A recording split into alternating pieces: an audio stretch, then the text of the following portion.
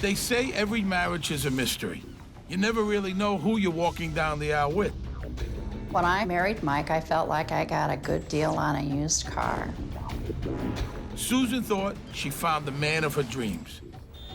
But over the years, that man becomes every woman's nightmare. Mike was very suspicious, and it was never really clear where that anger was coming from. For nearly 20 years, Susan went to bed with the time bomb. Mike valued money and things over human life. So Susan wound up fighting for her life. She was on her knees when he's striking her from above. I could see in his eyes that he was here to kill me.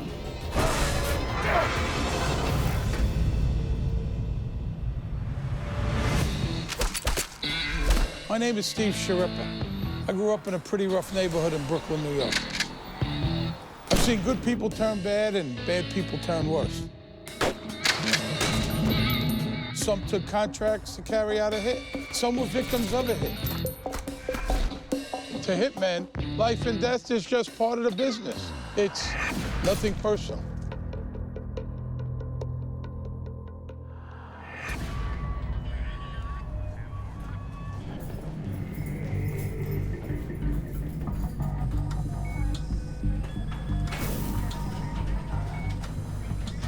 September 6, 2006, Portland, Oregon.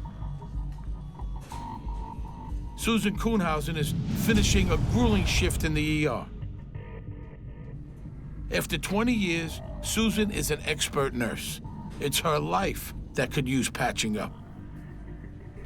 Her 17-year marriage has collapsed, and she's learning how to be single again, learning how to live without her husband, Michael Kuhnhausen. But Michael has a different plan. He's hired a hitman to do away with his wife. If I were dead, he wouldn't have to share anything. If I were dead, he would not have failed at a second marriage. After Susan's untimely death, he figures on mourning all the way to the bank. Call me old-fashioned, but I think murder is kind of a weird way to break up with somebody. Seriously, when you get up there and say, till death do us part, the last thing on most people's mind is arranging your spouse's demise. That's how Susan and Michael Kuhnhausen started out. They were married for 17 years, and for most of the time, they were a happy couple. What Susan didn't know was that Michael was damaged, and even worse, that he refused every chance to heal. So every night of her married life, Susan snuggled up to a time bomb.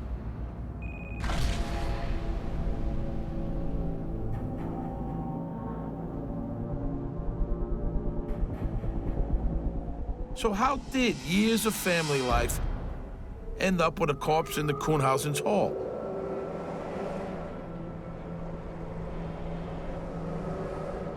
To understand her husband's plot and how it came off the rails, the first thing to know is that Susan Kuhnhausen is tougher than she looks. To understand it all, we have to go back to 1988. Susan is working as an emergency room nurse. Her life is devoted to being a bright spot in the lives of people who are having a very bad day. But you don't last a week in the ER if there's no grit behind your smile. One of the nice things about emergency nursing is there is a great deal of variety. You have to be able to make critical decisions in a very short space of time, and you have to trust that you're doing the right thing. Susan is a veteran nurse. She seems to have a special way with all types, you know, the super sick, the super needy. She just has a really soft, good heart to take care of those types of patients. I really feel that that's one of the biggest advantages, is that people are very appreciative of what we do for them. All that caring can leave you longing for love when your shift is over. So at 33, Susan decides it's high time she starts looking for a little TLC of her own.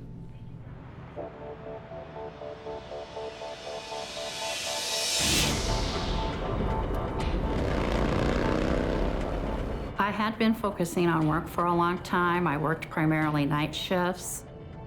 Mostly I was looking to go out and spend more time with guys again. I had gotten into a period in my life where I mostly hung out with my women friends, and that gets boring. Susan wants to have it all, a great career and a loving partner. Like a lot of people looking for love, she takes out an ad in the local paper. Susan's looking to cast a wide net. But the trouble with trawling is you never know what you're going to drag up. The man of your dreams or the deadliest catch.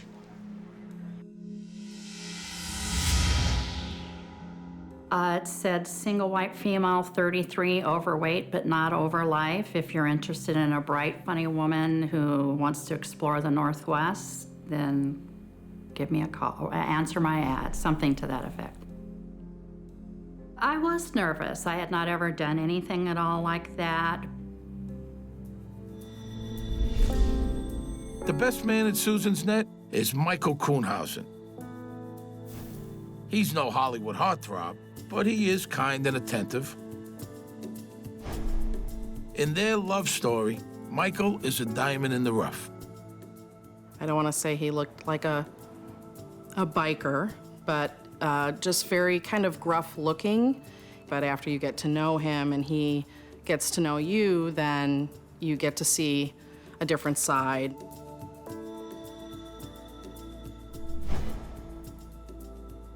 My first impression of Mike was that he seemed like a pretty nice guy.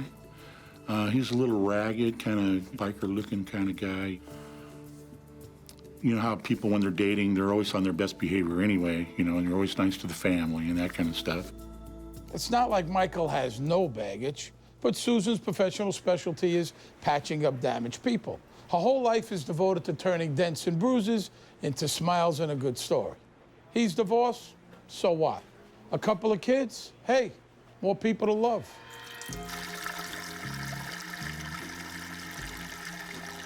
Mike was very soft-spoken. He was polite. He would laugh easily. I felt like I got a good deal on a used car. We talked for probably 150 hours over the course of a couple of weeks. We talked about what we wanted from life. What it seems they want is each other. So in December 1988, just months after meeting, Susan and Michael get hitched. Susan's eyes are open. She believes she's getting a decent, honest man. I felt that anybody who gets married is very brave, and anybody who's willing to get married a second time is doubly brave. At first, things couldn't be better. The Kuhnhausens are poster children for love and second chances. Things were good in their relationship. In spring and summer, we would look for butterflies. We were birders in the fall. We had taken a trip and had seen quite a bit of the Oregon coast and had a fairly good time.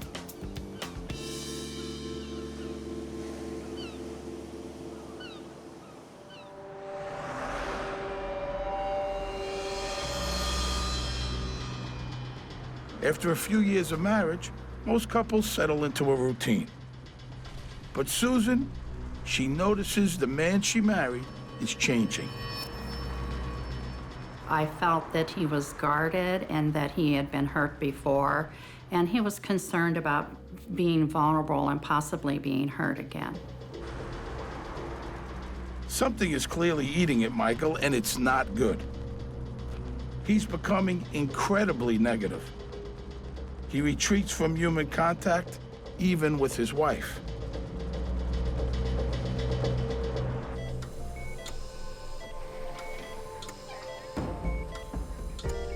So Susan sets out to do what she does best, help a wounded soul heal. She encourages her husband to get therapy, but Michael's not into talking about his problems. And anyway, he doesn't have a problem. The world does. Michael's version of therapy is working on his sports collection. He's got thousands of baseball cards, signed photos, and jerseys, all stashed in the basement. If he had money, he bought baseball cards that he might pay $15 for today. it's worth 15 cents tomorrow or 15,000 tomorrow, you know. To him, he thought that was money, but he just kind of kept all that hidden away. In Mike's mind, his sports memorabilia collection was worth more than it actually was if you were trying to sell it. So what's going on with Michael? He's spending more and more time alone. He avoids people, but he obsesses over stuff. For instance, he really believes his sports collection is worth tens of thousands of dollars. Money's a big thing for Mike. He's terrified someone might take away things he owns. His collection, his house, it's all his. Even if Susan is paying most of the bills.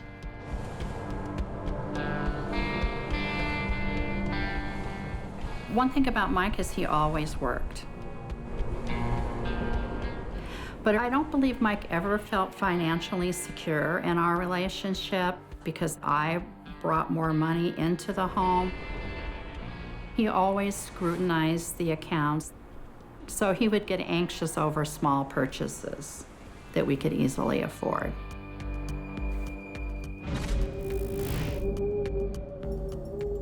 You'd think scoring a new job might brighten Michael's outlook.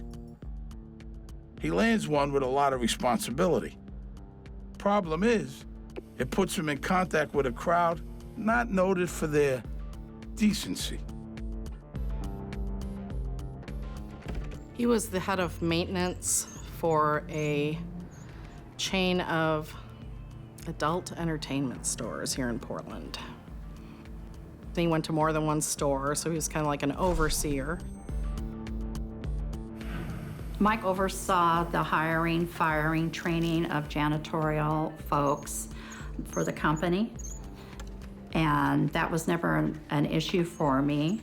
They paid good wages, they paid benefits, and he did a good job. As near as I know, it's my understanding that he was good at what he did. I don't know for certain.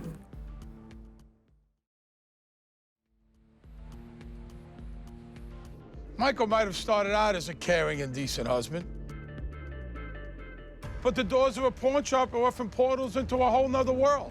The more time Michael spends with people coming and going to and from that world, the more his own colors get darker and darker.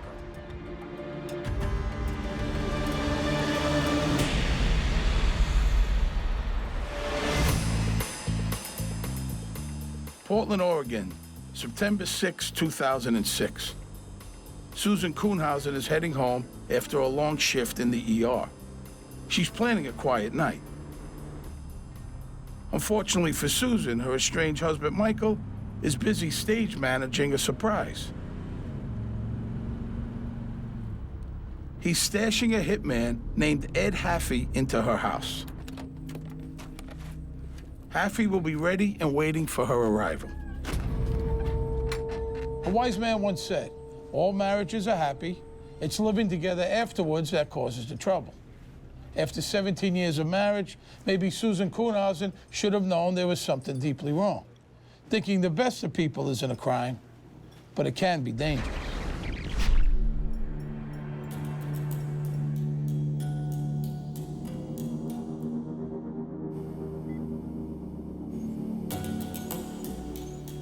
Even though the first decade of their marriage was smooth sailing, over time, storm clouds have been gathering.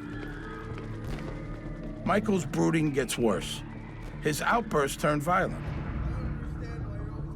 He's no longer the happy, caring man Susan married. Mike was very fearful, very suspicious. He just was chronically angry. And it was never really clear where that anger was coming from. I would probably say his negativity is the most marked thing that I could see had a big effect on Sue.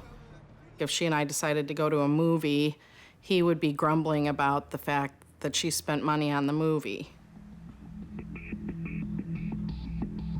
Probably about 7 years into the marriage, it became clear to me that he was not going to be able to control his periodic outbursts of anger, that he was anxious on a chronic everyday basis, and there was not anything that I could do about that for him.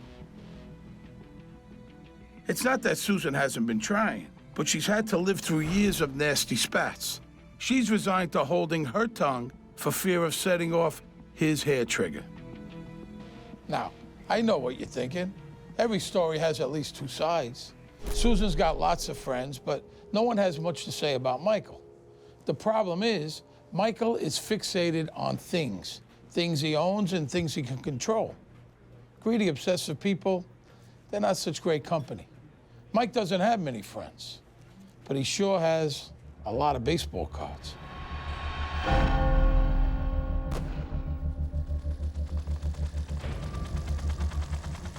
By now, Susan's figured out one of the reasons Michael is disturbed. He's seen disturbing things. He's one of the 1.5 million Americans who fought the war in Vietnam. He says he went on long-range patrols. That's an assignment guaranteed to expose you to the worst war has to offer. He never really talked about Vietnam. I've been around a lot of veterans. They either talk about it or they don't talk about it. He seemed to me one of those that didn't talk about it. I know he probably saw some really horrible things, and I would imagine he couldn't come back from something like that unchanged. Only one time did he really speak much about his experience. He said that they had been instructed to go into a village to kill some VC, but instead that there were children involved in the village. When I suggested that he might benefit from going to the vet center or connecting with the VA, he said no. He described it as putting all of that in a room and locking the doors. Susan knows those doors can't stay locked. Hey, you can't really help someone that won't help themselves. In my neighborhood, there were a lot of guys just a few years older than me who got sent to Vietnam. There was something different about them when they came back. I'm no psychologist, but I do know that post-traumatic stress is a powerful thing. It's a deep, dark well that takes a lot of help to escape. For a guy like him, Susan could have been a life raft. I mean, she's caring, strong, and has good insurance to boot. But he's in a whole other place. I mean, he's beginning to think she's the enemy. Look, we've all got our baggage, but what he's got is radioactive. Over time, it mutates him from being a good and loving husband into a killer.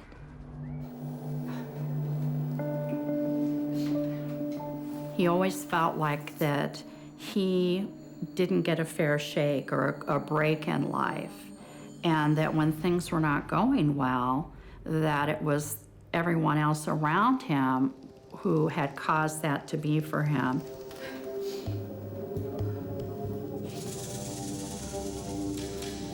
I think that he felt like he was losing again, that I was going to take advantage of him financially, the way he felt his first wife had. The problem is way deeper than Mike feeling mistreated. Michael and Susan are supposed to be a team, but now he's hoarding more than just his precious card collection. He was getting a bonus, I thought, at the end of every year for about $1,000.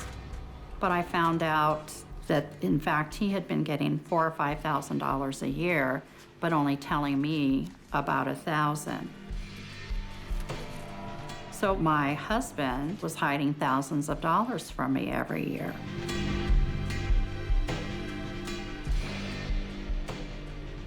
Listen, I've known guys like Michael. We all have. He really believes he's always the victim. It's a way to blame the world for your own failures, and it excuses your bad behavior when you lash out at people close to you. Mike's salting away quite a nest egg. It's the kind of cash that'll come in handy if your bad attitude turns violent.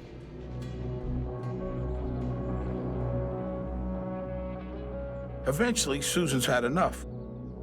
To protect her own sanity, she tells Mike to get out. I wanted him to go.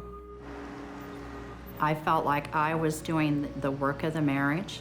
I felt that I did the work of trying to make a relationship for us that would work, and he was not being a part of that. I wanted to be alone and have quiet and peace in my own home. Michael finds himself discarded. Man, he can't deal with that. All of his pent-up rage, frustration, and feelings of persecution now have one focus: Susan, the woman who wants to take everything he has. She's the possession he can't control.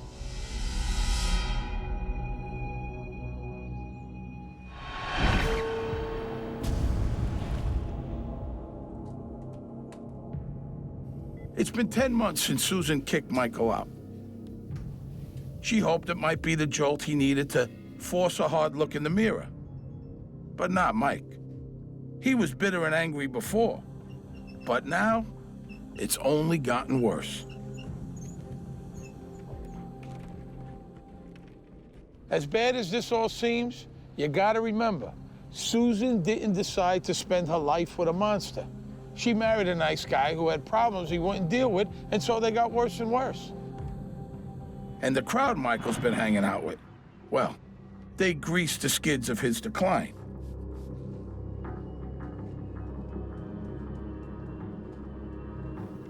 One of his janitors at the adult video store is a guy named Ed Haffey. Ed and Mike have become buds. Ed Haffey had been involved in a variety of different crimes stemming back almost 20 years. And when he got out of jail, he'd move between friends and friends just to get drugs. And when he owed people money, he'd move on. Ed Haffey's biggest issue is badness. He is a bad, bad guy. Where do I start? Drugs, violence, robbery. How about this? When his ex-girlfriend told the cops what he'd been up to, Haffey paid a guy to torture, kill her, and dump her body in the river. Like I said, a bad guy.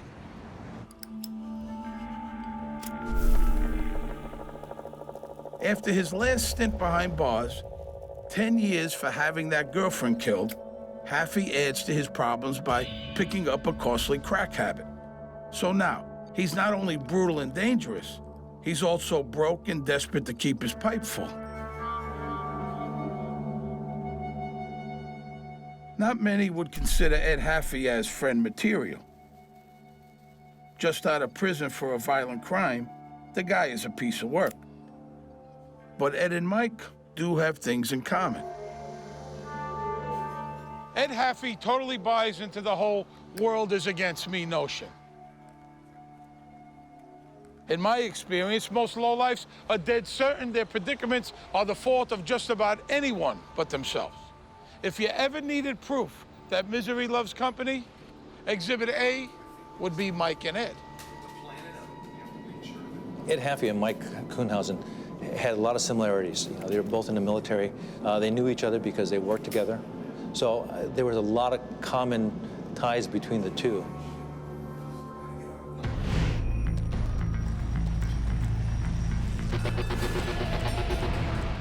Whether it's Haffey's influence or his own pathology, Michael gets nastier by the day.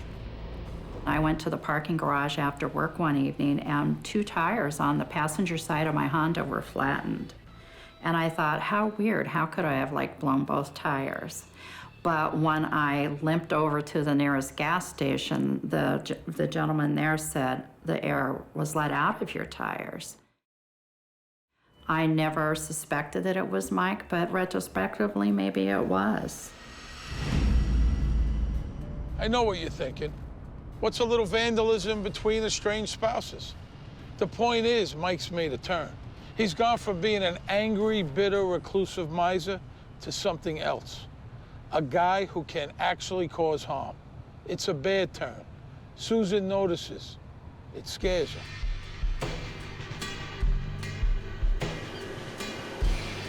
And I remember one time, Mike pressing Sue to go to the beach. But my first thought was, You're not going alone with him, are you? Had he already been making plans for me to fall off of a cliff? You know, I don't know. I don't know. So around this time, Susan detects a hit on her finances. She and Michael still have a joint account. Suddenly, he's withdrawing lots and lots of cash. Now, Susan's been a hard worker all her life. I mean, she's no millionaire, but she's comfortable. The house is paid off, and so are the cars. She's got some savings, life insurance, and a nice pension fund. He had begun taking money out of our accounts, but I had no clue. I changed my life insurance to my brother and my mother's name. I think it was just, to keep some safety there, for herself, because she didn't really know. I don't think that she wanted to believe that anything could happen, but he had made several off-color remarks or made those staring looks at her. Susan's a nurse, a healer, but the first thing ER professionals learn about is triage. You don't waste your time on the ones you can't help. It's clear to Susan that her marriage is dead. She tells Michael there's no point in resuscitation. She wants a divorce. He told me early in our marriage he didn't want to be divorced again. When I told him that I was going to file for divorce, he said, "Wait, I need more time to get my head together." Now I know he needed more time to get the head together. For Michael, he thinks his life can't get any worse. But like they say in Portland, into every life, lots of rain must fall. He had lost his job, the job he had had for many years. Well, he seemed emotional. We think that everything was kind of falling out from underneath him. And the only way to get back was to get some money so he can stand up on his own. With no house, no job, and a wife who's had enough of his refusing to help himself, Michael Kuhnhausen is now forced to confront who's really responsible for everything going against him. You got it, Susan. But Mike's figured a way out.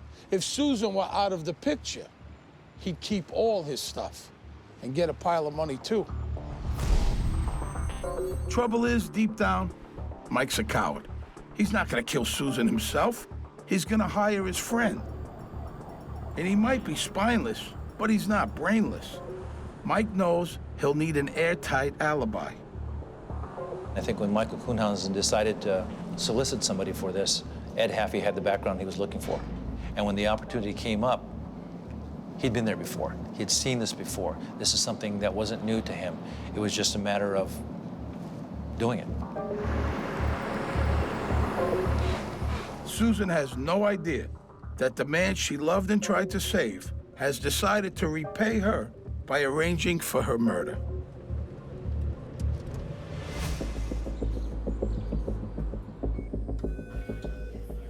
Married for 17 years, Michael and Susan Kuhnhausen have reached an impasse in their relationship. They each have a plan to solve their marital woes.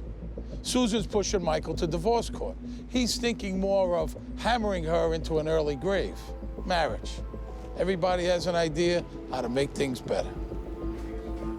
In the summer of 2006, Susan's idea of splitting up is paying off for her. Her friends notice that she seems happier and more relaxed. Sue did a lot better once Mike was out of the house. The removal of all that negativity just made a huge difference in her life. And I would describe Mike as just an unhappy, miserable person. Luckily, Michael's misery buddy is right there with him. Ed Haffey also got the pawn shop pink slip. Angry, broke, and desperate as Michael is, it's nothing compared to Haffey's discomfort. Crackhead, remember? You need cash to feed those cravings.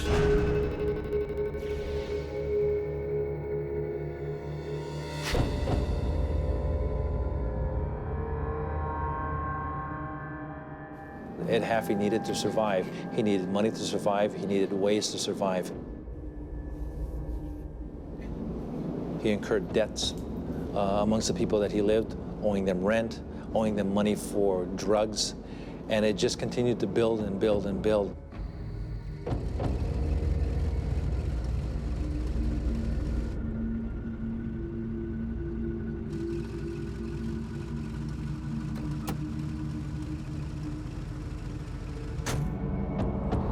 Michael Kuhnhausen approached Ed Haffey. They had discussed $50,000, so $25,000 up front.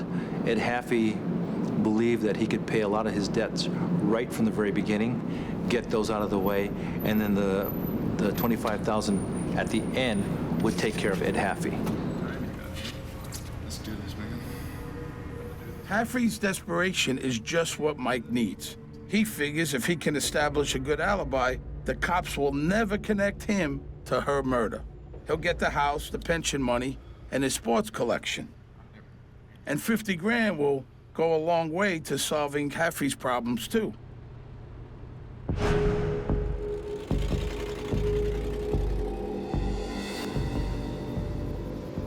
Some of Haffey's friends actually said that he started to pay off some of his debts before this thing happened. $400 here, $500 here. His friends told us that Ed Haffey says, I've got a job to do, somebody wants somebody killed.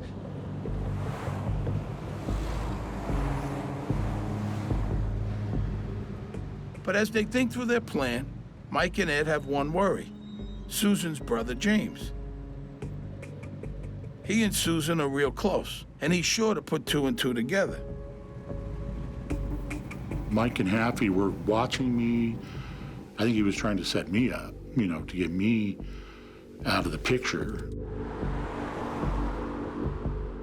I don't know what his plan was, but I had been stalked by Haffey, I believe.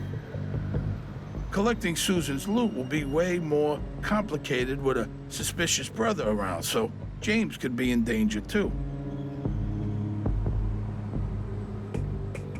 Michael Kuhnhausen was once the man of Susan's dreams. He liked walks on the beach, candlelight dinners. He found a good woman and kept her happy for a long time. But that time is behind him. He took a bad turn and he kept going. What matters to him now is control. Control of his things, his money, his house. Killing Susan gets him all of that. His transformation from loving husband to homicidal monster is complete.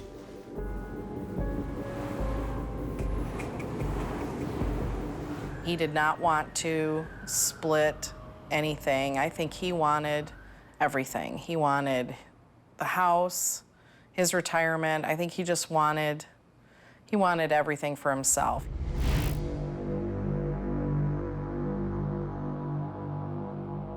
September 6th, 2006. The trap is set.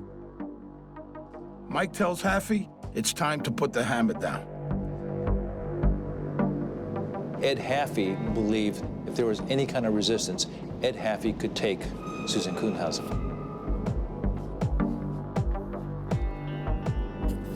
We think that Michael took Haffey there, drove him there.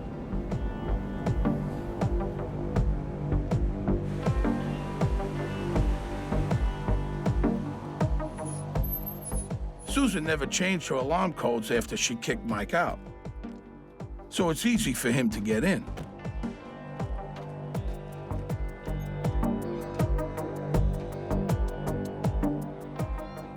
We shared an alarm code, the date of our anniversary, 12/10. There's a bypass alarm, so that when you're in, if you have pets and stuff, people can move about the house freely, but the house is still armed if someone tries to break in. Ed Haffey has agreed to kill Susan for $50,000, and it's not going to be pretty. To keep things quick and quiet, he plans to beat her brains out with a claw hammer. No gunshots, no screaming stab victim. The weapon's unusual, unless, of course, you're totally confident that you're way more powerful than your victim. All Mike's planning comes down to this.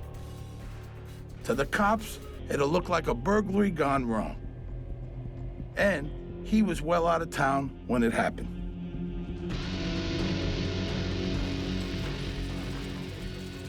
I went to work. It was a regular shift for me. It was a fairly busy day.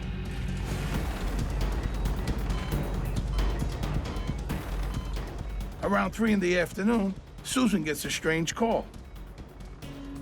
It's Michael. He's just touching base. And I said, what's going on? And he said, well, I've got to get away. I told him to relax, to have a good time, try and get some rest. By the time Susan leaves work, Michael is checked into the motel at the beach. His alibi is all set up. As the sun sets, he waits for Ed Haffey's call to tell him that his wife is dead.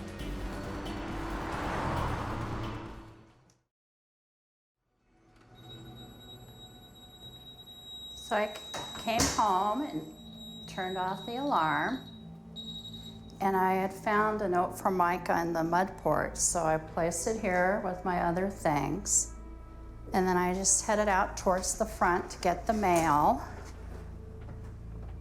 And after getting the mail, I returned in and kicked off my Birkenstocks and rounded the corner towards my room to get out of my working clothes.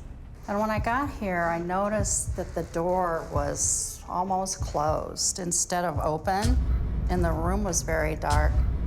When I pushed the door back and stepped forward, my attacker began to hit me in the head and face with the hammer. I pushed into him. I said, "Who are you? What do you want? Get out of here." And he continued to hit me with the hammer.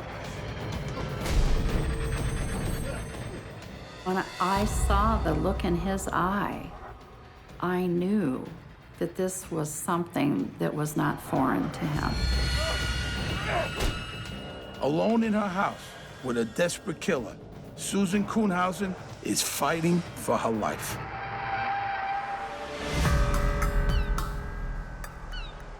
The Oregon coast is a great place to get away from it all. So on September 6, 2006, Michael Kuhnhausen comes here to establish that he was nowhere near Portland when his wife was murdered. But Susan is not dead. Well, not yet anyway. And Hitman Ed Haffey's confidence that a hammer would make killing her quick and quiet is proving to be a bit of a miscalculation. When I saw in his eyes that he was here to kill me, I became enraged. Of course, when it all happens, you don't really have time to formulate a plan. What I did during the attack was, in me as a result of my nurse's training, I fought. And I knew that for whatever reason, he wanted to kill me. And I knew that I wanted to live. At one point, I got the hammer. My dad was a carpenter, and for self-defense, we had hammers. And he said, use the claw end, it works the best. And we were literally nose to nose, struggling over a hammer. And he said, you're strong. But he was not afraid. He was surprised. He's able to take the hammer back and push her down to the ground. So I believe she was on her knees when he's striking her from above. She said she reached behind him, grabbed his wallet, and tried to pull that wallet out of his pocket to toss it. She said if she wasn't going to make it, she wanted somebody to know who was here. So I began to bite him. I bit him on his arm, I bit him on his flank, I bit him on his thigh, and at one point when he was slightly turned, I bit him in his genitalia. My voice was gone. I became the weapon. I pushed him flat to the floor, and I got up on his backside, and I leaned forward, and I put my left arm under his neck, and I squeezed, and I said, tell me who sent you here, and I will call you an ambulance. I wanted him to be afraid, as terrified as I was, but he instead tried to flip me up off of his back. And that's when I leaned forward until he stopped moving. I wasn't sure whether he was unconscious or dead. But when he was still, I ground the hammer and I ran.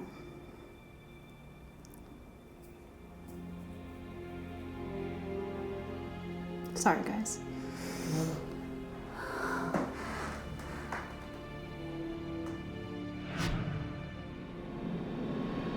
Susan Kuhnhausen didn't play the role of a victim. Susan Kuhnhausen played the role of a survivor. Susan's badly beaten, but incredibly, she has survived. Ed Haffey, he didn't. "You're strong," were his last words. Paramedics rush her to the hospital. She winds up a patient in her own ER. I saw the ambulance, paramedics. I recognized both the paramedics because they'd come in before. And the female paramedic looked at me and said, "She beat his ass." I will never forget those words. Susan was very visibly upset, crying, talking about over and over that she killed him. And just to see her suffering and how devastated she was. They sent an officer to come and be with me. When I saw his face, the first thing I asked is he dead? And he said, yes, he is.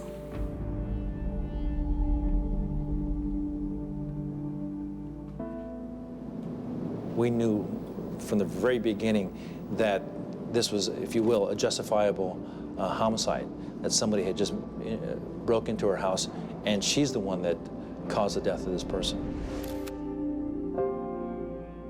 The cops discovered the note left by Mike. It is a key part in establishing his alibi.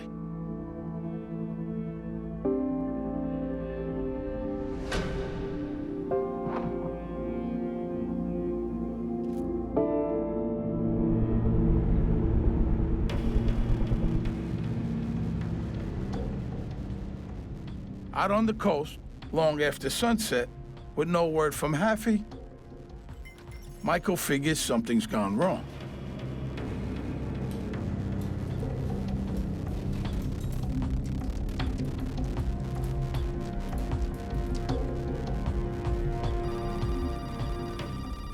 When I got home, my phone was ringing, and mind you, this is 1 or 2 o'clock in the morning, and I picked up the phone and it was Mike.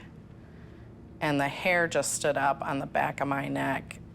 He just started talking, but the first thing out of his mouth was, "What's going on? I've been at the beach for 3 days." It was just really odd. And it seemed kind of manic. He was just kind of saying, "I saw my house on the news. What's going on? Where's Sue? Nobody will tell me anything. I've called the hospital." And of course, I know that he's tried to call the hospital. I was just there, and they were purposefully not letting him know if she was there because, again, we just didn't really know what was going on. I think he was trying to put, his alibi out there.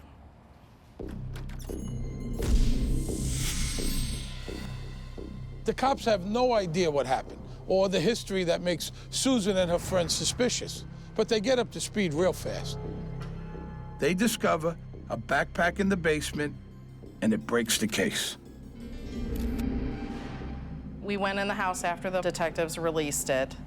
The first thing I saw was actually the items that had been lined up to go out the door by whoever had been in there. But when I looked at what those things were, they were the sports cards and Mike's football jersey that was framed. All these things were only things that Mike coveted. Nobody else. And I knew right then that he was involved. I was standing there looking at the sports memorabilia, and right in front of me was the backpack. I mean, I knew that backpack did not belong there. That backpack was Ed Haffey's. And in that backpack was some crucial evidence that we were able to tie to Ed Haffey and to Michael Kuhnhausen. We found a piece of paper in there that said, "Call Mike, need a letter." We immediately started putting 2 and 2 together with Ed Haffey and Mike Kuhnhausen. So the cops are pretty sure Michael put Haffey up to it. Trouble is, the cops don't know where he is, or even God forbid, if he's coming back to finish the job. We learned shortly after that he purchased a gun before this incident. So we had to put in some kind of safety measures for Susan Kuhnhausen because she was still alive and a person of interest is still out there, possibly with a gun.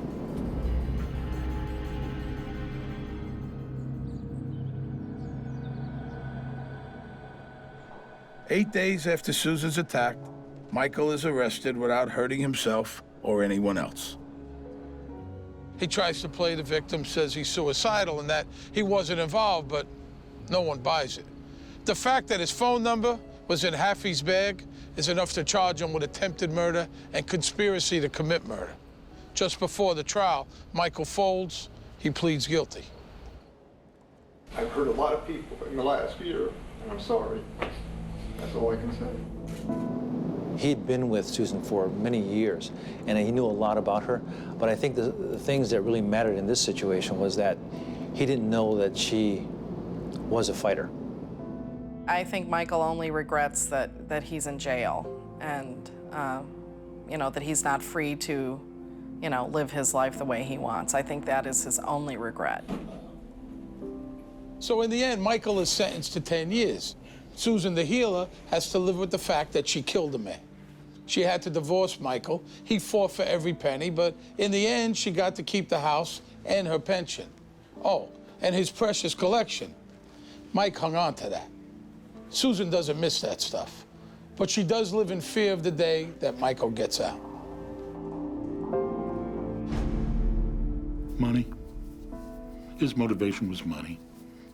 He wanted all the insurance, he wanted all the money, he wanted all the sports card. It was all about Mike. Mike wanted it all. But Mike couldn't get it all because Mike could not open up to accept anybody's care or love or anything like that. I am absolutely concerned about his parole. I believe that as soon as he is free, I run the risk of murder or murder-suicide. I know with certainty that it's a terrible thing to take another person's life. I don't know that you ever get over having killed another human being. I've always said I don't take any pride in what I did, but I also feel no shame.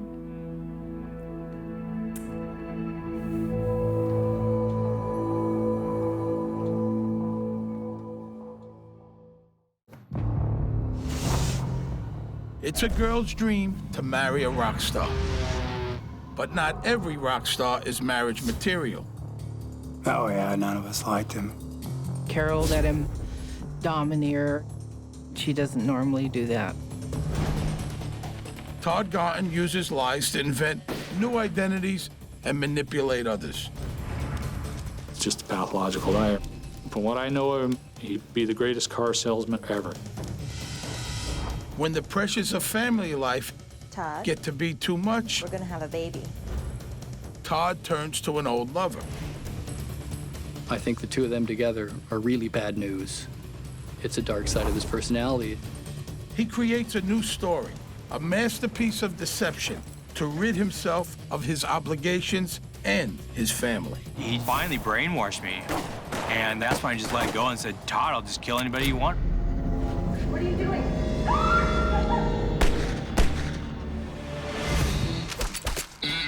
My name is Steve Sharippa. I grew up in a pretty rough neighborhood in Brooklyn, New York. I've seen good people turn bad and bad people turn worse. Some took contracts to carry out a hit. Some were victims of a hit. To Hitman, life and death is just part of the business. It's nothing personal.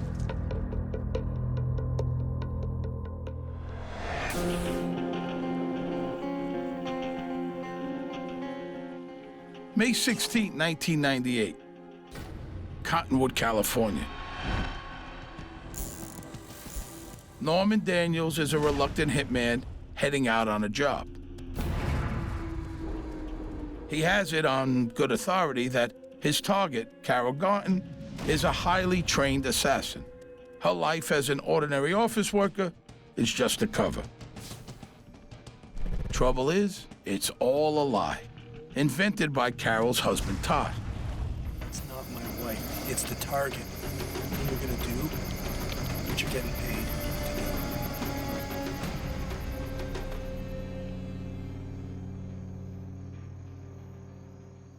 The story of Carol Garton's death is a weird one, so let's start with some things we know for sure.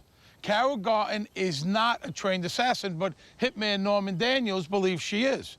Carol's husband, Todd, concocted an amazing story, one so fantastic, he's able to convince his friend to kill Carol. You know, you don't meet them often in real life, but Todd Garton is an evil genius. Todd and Carol's story starts in Portland, Oregon, 10 years earlier in the late 1980s. Young Todd Garton is living his dream. He's a rock star. He's the leader of a band, Détente Touch. Todd Garton really was exciting to be around, and he was just full of energy and no good. All that he talked about was, I want to be in a band, I want to be famous, and I know how to get there.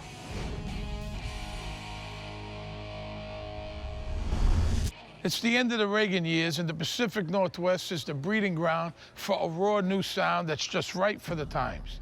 Bored, yet angry. It's called grunge.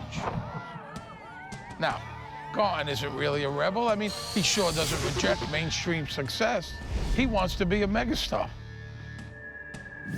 Todd was definitely running things. Definitely running things. It was his band. Now, I was the lead singer, but I was his creation. I was Carol Batchelor when I met him. He created Ursula D. He named me. He gave me the persona. He taught me what he wanted me to do. I don't know how he knew this, but he had just formed a plan, and we went ahead and went with it. And we trusted him, and it worked. Todd had a vision for what it was that he wanted to say, and that was really the most important part. It didn't matter if it was good. It mattered that he believed what it is that he was selling. A lot of his songs had kind of political overtones to them, especially about the cause in Ireland and the troubles there. Todd's passion and his larger-than-life personality helped make Détente Touch a big deal. In Portland, anyhow. Now me? Well, back then I'm in Vegas working at the Riviera Hotel. And there's not a lot of calls for grunge acts on the Strip, so Détente Touch never comes our way. But I can tell you about rock stars. Sure, they get worshipped on stage, but the real action's backstage. And Todd Garton lives for the attention.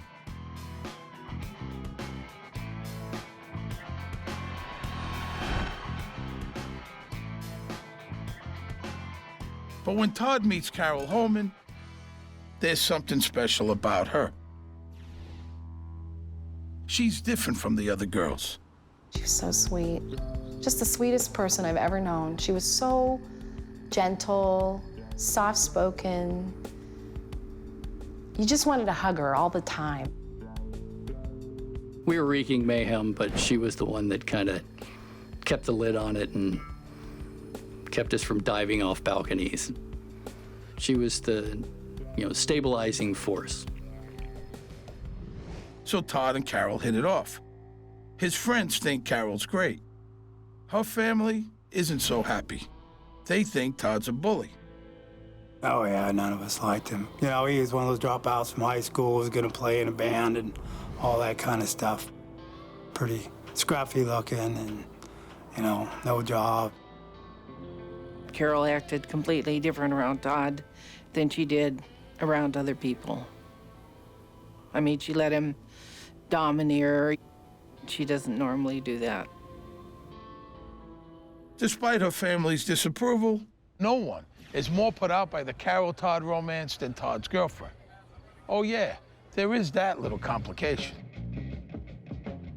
the girlfriend's name is Lynn Arson, and her love for Todd knows no boundaries. Lynn was this groupie that hung out. She was, part of Todd's clothing at that point. You couldn't shake her off. My opinion of her at the time was she was a complete vacuous little slut. So Todd's got two women in his life, and they couldn't be more different. Carol's your all-American, feet-on-the-ground sweetheart. While Lynn, well, she appeals to Todd's wilder side. The power he has over her is its own kind of erotic thrill. She fell in love to such a degree with Todd that she took a razor blade, scratched a heart on her thigh, and put a T in the middle of it for Todd. Anything Todd wanted her to do, she would do. Absolutely anything. She would never say no to Todd. Lynn was the negative alter ego, the dark side of his personality that he played off of.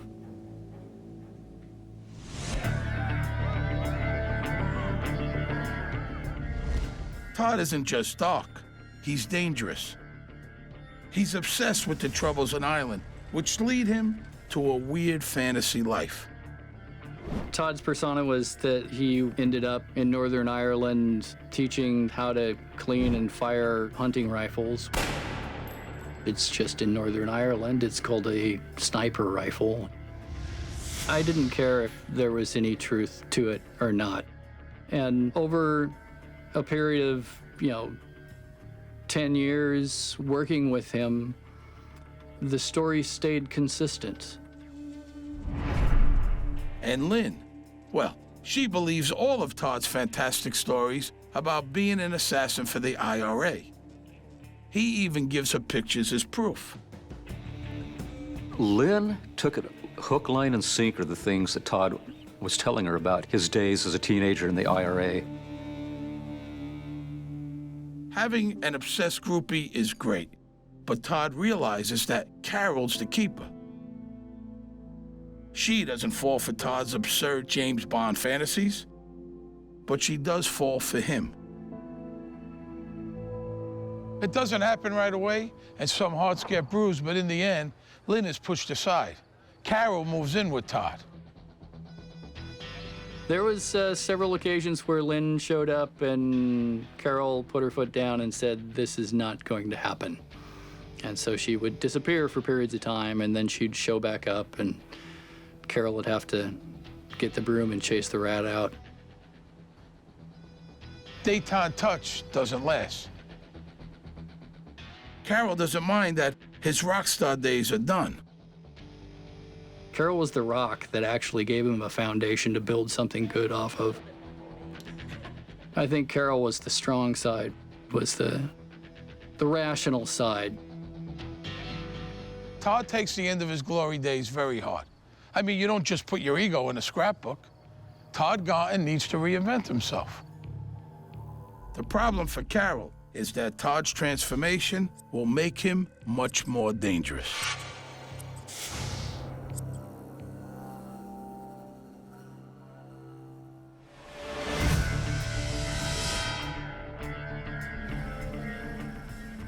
May 16, 1998. Cottonwood in Northern California is a small, close-knit town. But today, a hitman is driving its streets. Norman Daniels is on his way to his very first assignment. Carol Holman, now Garton, is 8 months pregnant. She's clueless to the horror headed her way. A horror set in motion by her husband, Todd. California is a really good place to reinvent yourself. So after his rock star career craters, you think Todd would try again. I mean, showbiz success is all about determination. Todd's got determination in spades, but over the last 10 years, it hasn't helped him one bit. When his music career dies, he pulls a 180 and enlists in the Marines. Soon after, he and Carol get married. But Todd gets hurt in basic training, and his military career ends before it begins. He couldn't finish basic training And I know that was a huge blow to him, just completely devastated him. Next, Todd embarks on a series of schemes. He starts a concert promotion company. He opens a club. He even tries running a camp for troubled teens. All of them fail. One of the things Todd feared most was happening. He had kind of one low-paying job after another. For somebody with so much imagination as Todd, life in Cottonwood would have been very boring.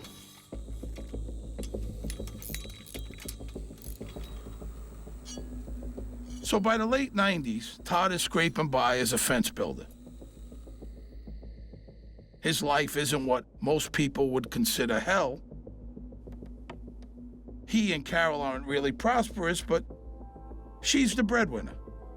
It's her steady income supporting them both. Carol even tolerates her husband's hobby of telling his pals he earned the medals she knows he bought. What do you think? He likes to talk, he likes to tell stories. He liked to build himself up to something and act like he was big shot or smart or knew something. Todd's still telling people he was an IRA killer, and now he's adding a new lie about being a crack Marine sniper. I don't think you can tell a sociopath, you know. If maybe we'd been around them more, you know, and saw how they interacted with each other, we might have noticed something, but we weren't there. Todd's great at hiding his fantasy life from Carol, too. You heard the stories? Now you see the proof. He's a con man who knows you only float lies past people who will believe them. Luckily for him, he's found a couple of simple-minded marks: Norman Daniels and Dale Gordon. Unlike Todd, Dale Gordon really served in the Marines. Now he runs a machine shop in town. Todd showed me medals about him in the Marine Corps. I don't know where he got it all. I don't know. I mean, he had like Purple Hearts and all this stuff. He always talked about how he was a Marine sniper and this and that. And I was a little bit gullible back then, and I always thought to myself, Marine's not going to do this to another Marine. And he sure did. He sure messed me over real bad. There's a gun show almost every month up here, and you can go to these shows and pick up pretty much any Army emblem, knife, gun, badge, whatever you want. And it's very simple to put together, you know, that sort of a persona. That everything you need is out there, easy to get. You just have to have the creative enough mind to put the whole thing together. As for Norm Daniels, well, he's a single father. He pumps gas, trying to make ends meet for him and his son. Todd's stories of action and adventure have Norm hooked. It is. Norman worked for a living. He tried to take care of his kids. He tried to do what was right. I think he just got conned and manipulated just like I did. Norm and Dale are straightforward, small-town guys. Todd says he's a sniper, that he takes on secret missions to rub out America's enemies. I mean, nobody would make that stuff up. Why would they? In Todd's hands, these two chumps are lambs to the slaughter.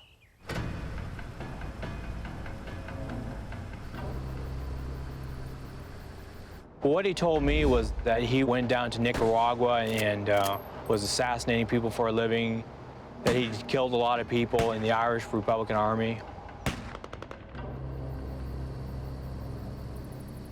Norman was a little bit naive, but also Todd was very convincing. He knew about sniper rifles. He knew about silencers and scopes and all those things. To me, he's just a pathological liar. I think he almost believes these stories.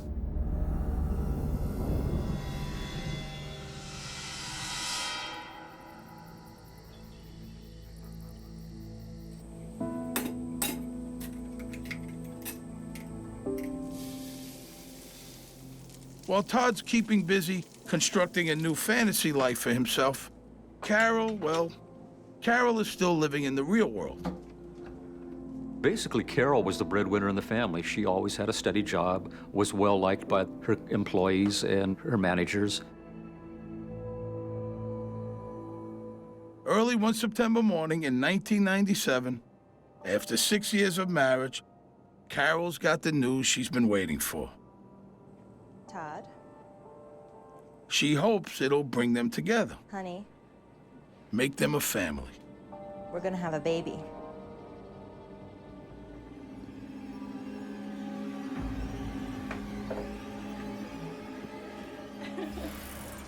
Can Todd rise to the occasion and become a caring husband and father? Who are we kidding? He fails miserably. Remember his old squeeze, Lynn Hassan? Todd sure does. Truth is, Todd and Lynn have kept tabs on each other over the years. She remembers and misses the passions they shared. The best part for Todd? Lynn still believes all those stories.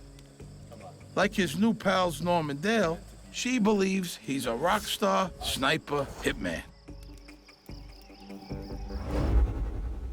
Todd knew he had a fan in Lynn, and they were sending each other letters. She had a lot of his clippings that she put in her notebook. It's the same love triangle from Todd's rock star days. But now Lynn represents something new. She's freedom and desire. An escape from having to grow up and be a father. I think the two of them together are really bad news. It's a dark side of his personality, and I think that they will always have this connection. Lynn's still living near Portland. When it looked like Todd was gone for good, she married a guy named Dean Noyes. They now have 2 kids and a rocky relationship. Our relationship had degraded. There were a lot of other pressures. We were kind of becoming more and more estranged all the time. That was part of the thing that was tearing us apart all through the winter and spring. Todd tells Lynn everything she wants to hear. He's still working with the IRA, but now does contracts for the U.S. government. And best of all, we should be together. We just have to get rid of these roadblocks to our love. Blah, blah, blah. I think he was selling that to her, that I'm not happy with Carol, I'm going to leave her. And she bought into that he was this action figure, you know, bigger than life.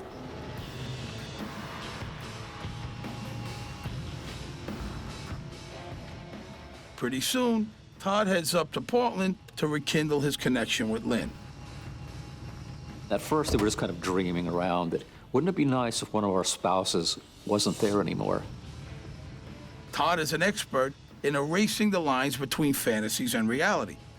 He tells Lynn that the secret organization he works with could take care of her husband, Dean, and his wife, Carol. He was starting to cross a line that, from fantasy, that maybe he could really do one of these things. Todd started cooking up a plan with Lynn to assassinate her husband, Dean Noyes. Lynn took out a $125,000 life insurance policy on Dean's life. We'd had a conversation about life insurance. It's more just family planning, which was counter to the way the rest of the relationship was going. And now you just look back and kind of kick yourself for not having seen it. Killing Dean will be the opening act before Todd turns his sights on Carol. The thing is this, Todd isn't the kind of guy who likes to get his hands dirty. For his scheme to work, he needs a couple of saps as triggermen.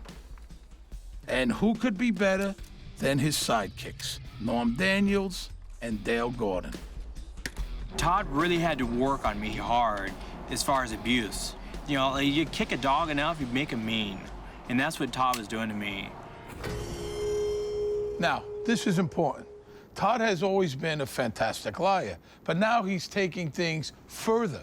He's trying to use his tall tales to get 2 people murdered. He wants his powers of persuasion to turn fantasies into bloody reality.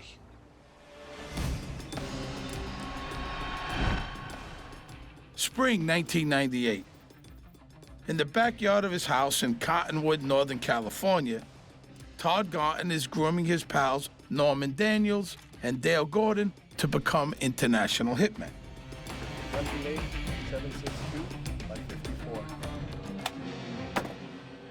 You know how they say the road to hell is paved with good intentions? They never mention where bad intentions take you. Todd's hatched a scheme to rid his lover Lynn of her husband and himself of his wife. Norman Dale will be his triggerman. They have no idea that the whole setup is a giant con. There, on the highway to hell, it's paved with the worst intentions possible, and Todd Garton is in the driver's seat. Now, as a sniper, this rifle becomes an extension of your body. It's not like Hollywood. From what I know of him, he'd be the greatest car salesman ever. He builds that thing. He can make you believe the story. But remember, Todd's not selling a used Chevy. He's convincing two ordinary people to kill on his command. So he plays on their weaknesses. He builds up shy Norman, and he beats down the more confident Dale. He just tried to break me down real bad. Todd was very abusive. He was mentally abusive, and he wasn't physically abusive towards me, but it was just a mental nightmare. Todd started telling these guys that he was already an operative in an organization known as the Company. It was a secret organization of ex-CIA guys, Navy SEAL guys, soldiers of fortune, just really top-notch assassins. They would get a job to do, get paid for it, and then kind of, go undercover. Working for the Company sounds great, but Todd needs to spin the tallest of tales if he's to convince these guys to kill his wife Carol and Lynn's husband Dean. Here's how he does it. Step 1, convincing Norman Dale that his friend Lynn, a mother of two, is in serious danger. Todd was telling me Dean Noyes was a wife beater, and he was just this mean guy, terrible person. Step 2, it's an opportunity for Todd to introduce his ace sidekicks, Norman Dale, to the Company. Todd was supposedly a member of the Company. He would have to go on these missions to go kill people. In fact, Todd told me several times that he'd get mail with pictures of people, the bodies that he'd killed. Step 3, the law of a big payday. We were supposed to get paid a certain amount or a certain percentage of the insurance policy. Oh, and one last thing. The clock is ticking. What Todd would say to me is he said, well, we got yet another person that's trying to kill Dean because he's got so many enemies, and if we don't kill him, somebody else is going to kill him before we do. We're not going to get any money off it. Todd's performance is a winner. The boys are in. He just finally brainwashed me, and that's when I just let go and said, Todd, I'll just kill anybody you want.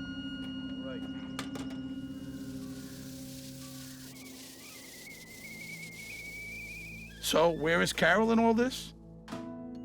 She's happy to be nesting and making plans for the baby.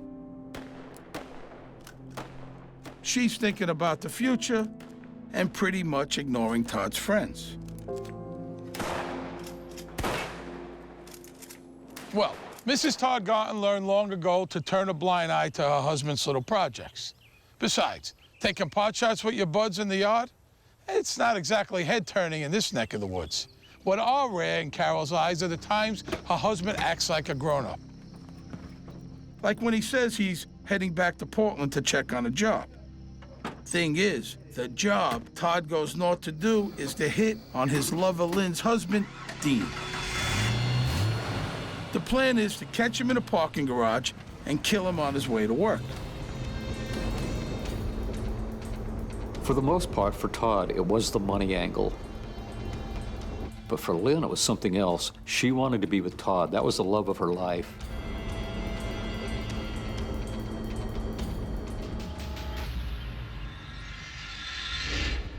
Norman Dale are being hoodwinked too.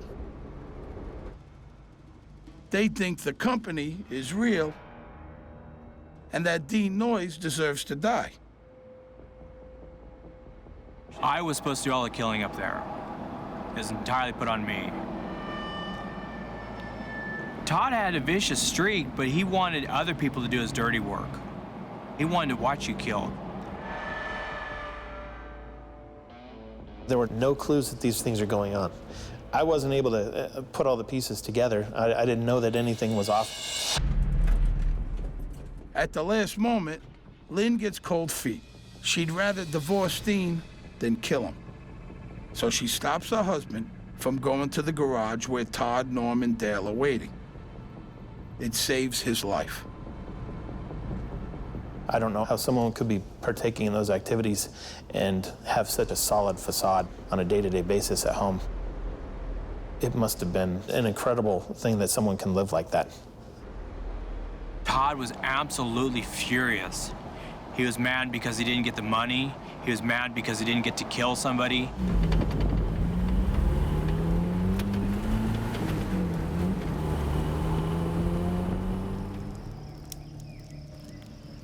The failed hit on Dean is a big setback.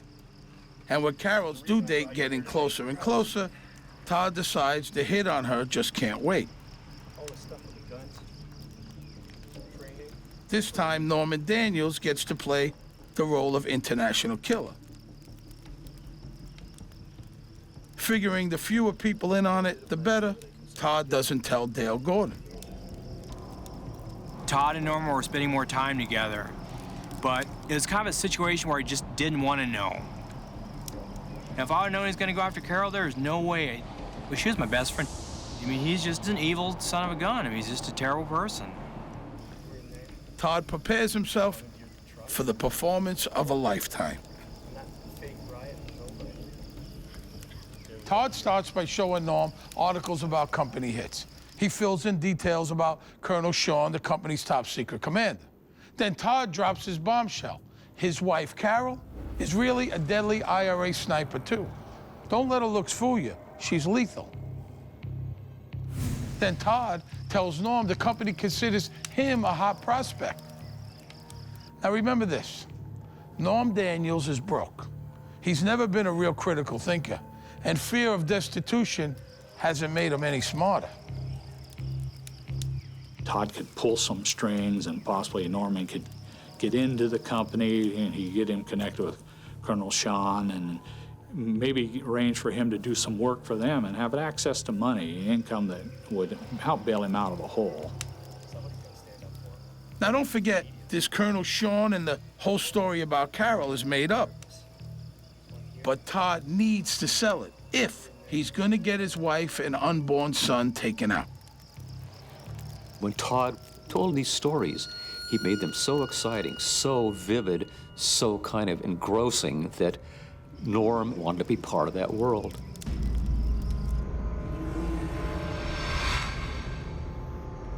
A few days later, Todd arrives with good news and an envelope sent from the company.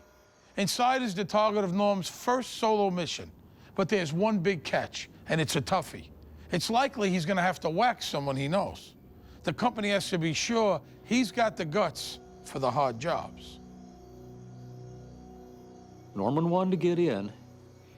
He was going to have to do exactly what was said in a package he would be receiving. If he didn't, the company would kill Norman. If you open it, you're going to have to follow it no matter what. Norman said, okay. To Norm Daniels' shock, his buddy Todd is not even surprised. I mean, not even upset that his own wife is the target. So here's how Todd spins it. I was afraid this would happen, but I'm not surprised. It's because Carol has gone rogue. She tried to kill Colonel Sean. And anyway, she's not really my wife. It's not even my kid. And if Sean says she's got to go, well, you really don't have a choice. So Todd's played his biggest lie. He can only hope it's enough to get the job done.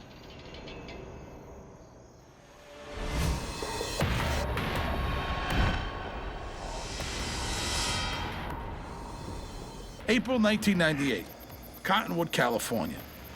Norman Daniels is in shock.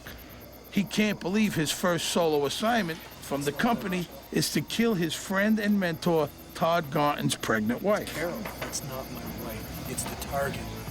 what we're gonna do? Norman liked Carol. He liked her quite a bit. He couldn't believe, you know, that she was going to be assassinated by him.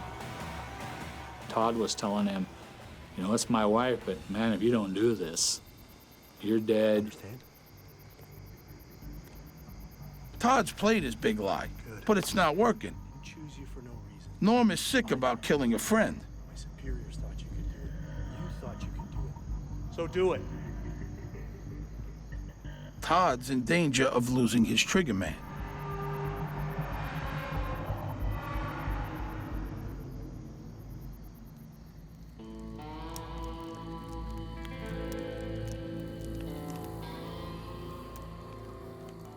Later that night, as instructed, Norm burns the envelope in pictures, but he does save the wax seal.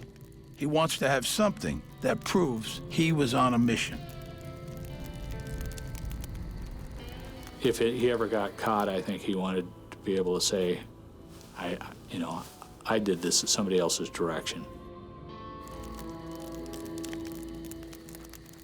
Todd presses on like everything's going according to his plan. He makes sure Norm buys himself a revolver, a .44. Now, revolvers are best because they don't leave casings at the crime scene. But Todd knows his plan is in trouble. His grip on his trained assassin is slipping. Todd tries a new angle. He calls Lynn and asks her to pretend that she's working for Colonel Sean. Every waking minute. He gives her the code name Josephine. Todd pushes Norm to pick a code name too. He'll need it for his interactions with the company. Very interesting, the code name he picked initially was called Hamlet. And he was going back and forth on whether he really wanted to do this or not. It troubled him greatly because he liked Carol and he didn't want to kill her, but he didn't want to be taken out himself. Todd had Lynn contact him and keep him on track. She was supposed to be the person that made sure that he was actually going to go through with it. Lynn's no con artist, but she does have a talent. And Lonely Norman is open to her kind of persuasion. Her messages to him began to be more sexual, and from him to her, they were engaging in cyber sex. Incredibly, he's falling for Lynn Noyes, who is Todd's mistress in all of this. Cyber sex with Josephine is great. But Norman still wants out of the Carol hit. It's just not in him to kill a friend. I mean, especially one who's 8 months pregnant. So unless he can make Norm afraid, it'll be another Portland, another disaster.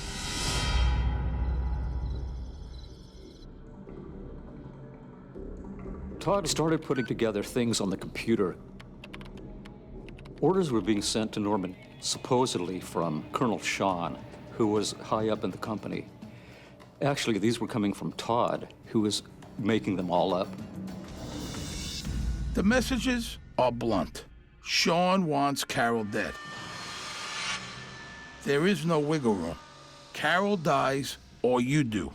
And for good measure, we'll kill your boy. I think legitimately in his heart, he felt, I'm now into something. Colonel Sean wants me to do this. If I don't do it, something can happen to me or my son. Norman breaks. What parent wouldn't? He tells Colonel Sean he'll go through with it. He thinks he might die trying, but at least his son will be safe. He'd always done the best he could by his boy, and this was the tipping point.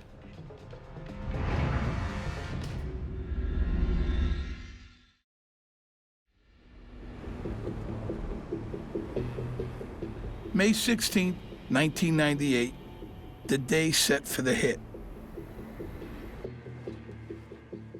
Todd's got a table at a gun show. It'll be his alibi, and his chance to put Norm and Carol together in front of witnesses. Todd was selling camouflage gear. That morning, Carol tours the local maternity ward. She knows she's carrying a boy. He's even got a name, Jesse James Garton. and she's in the thick of getting ready for his arrival. Todd's greatest fear was having that baby, because then he'd have to take care of it, and Todd couldn't handle taking care of anybody. Babies need love, and Todd was not love, he was just hate.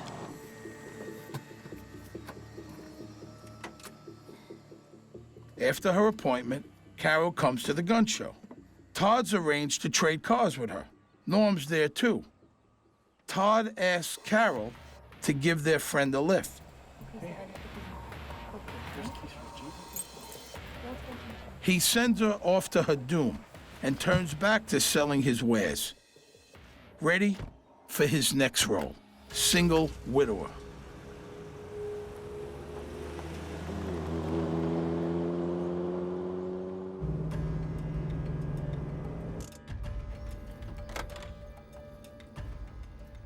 When Carol and Norman get to the Gaunton place, Norm's clearly anxious.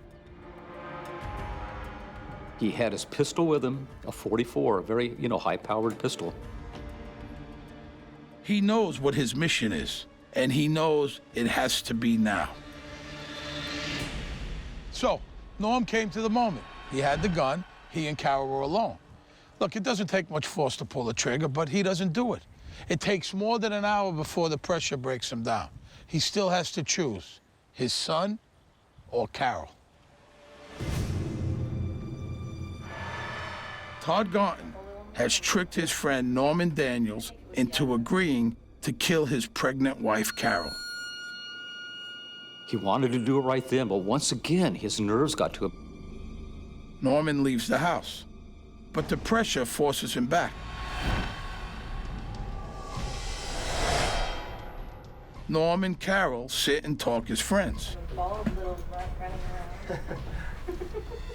But slowly, the desperate need to protect his son breaks Norman. Kind of in a surreal situation, he pulled the pistol from his waistband. Carol looked at him and couldn't believe it because this was her friend.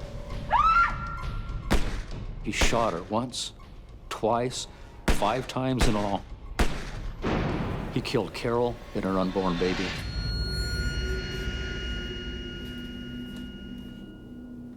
Some people think you can't make someone do something that's against their nature, but you can. Happens every day. Norm Daniels doesn't care what happens to him now. He did what he needed to do to protect his kid. He's done thinking. 6:45 p.m. at the Gaunton place. It's time for a show. Todd loves to act, and he's arranged for an audience. Somebody call 911! Good buddy Dale Gordon, who knows nothing about the plot, is there to witness Todd's fake shock. He knew exactly where to go, and walked right into the bedroom, found Carol lying there in her own blood. This is something that's burned in my mind forever. Todd was yelling instructions to me to talk to a 911 operator, and he's all saying, I need oxygen, I need all this stuff. 911, what is your emergency? Okay, we have a pregnant woman, and she's on the floor, bleeding. Maybe somebody shot somebody here, I don't know what's going on. Paramedics try to revive Carol, but it's too late. She's dead. So's the baby. He also took a bullet.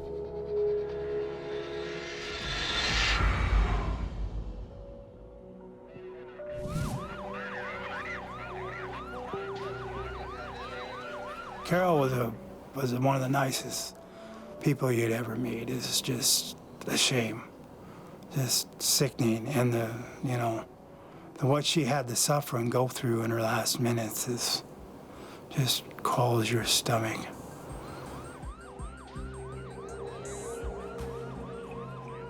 I think what Todd really thought was just that the Cottonwood police would come out and there was going to be no investigation, nothing, and he'd get away with this bloody murder, and then nothing was going to happen to him. But the cops do investigate. They begin by tracing Carol's movements before the murder. We brought Dale and Todd in the interview, and Norman became a person of interest because the last person we know that was with Carol Garton was Norman Daniels.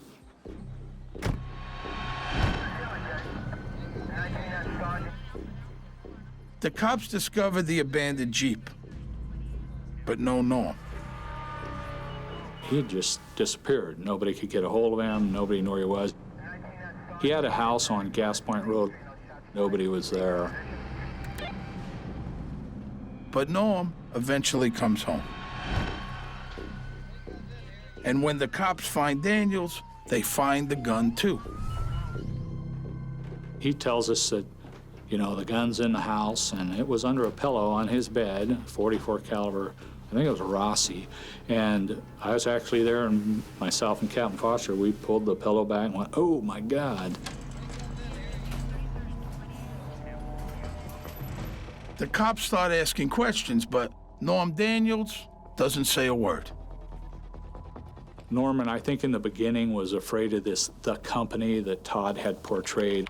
Honestly, I believe the guy was afraid that if he talked, they could get to him, even if he was in jail or prison. While the cops are grilling Norm, Todd is orchestrating Carol's funeral. It was all about Todd. And one of the most incredible things he did was have Lynn come down to the memorial service. Everyone that knew Lynn and Carol knew they were not friends by any means, and they were saying to themselves, what is she doing here? After the funeral, Todd even brings Lynn to the hotel where Carol's family and friends are staying. They were pretty happy when they came back to the hotel, changing their bathing suits. They were really happy when they came down to the pool. And pretty much Lynn is attached to Todd like a leech. This is a very shocking thing. You know, this is the husband of the person who's just murdered. You know, just have some respect for the friends and family. While all this is going on, the detectives are kind of still talking to Norman and trying to get to the bottom of all of this. It takes a little while, but eventually Daniels caves, and the whole crazy story comes rolling out. In the beginning, I would say I thought the guy was crazy. Then as things checked out, you know, he told about this hit, and it sounded like it went down. Remember his premonition? That feeling he should hang on to part of the package that Todd gave him? Well, that wax seal is the link police need to tie Todd Garton to the plot to kill his wife and unborn son. Turned out it was the diving bubble pen that was in Todd's house that he'd put the red wax on and did that. And when we did a search warrant at the house, we found that pen with red wax on it.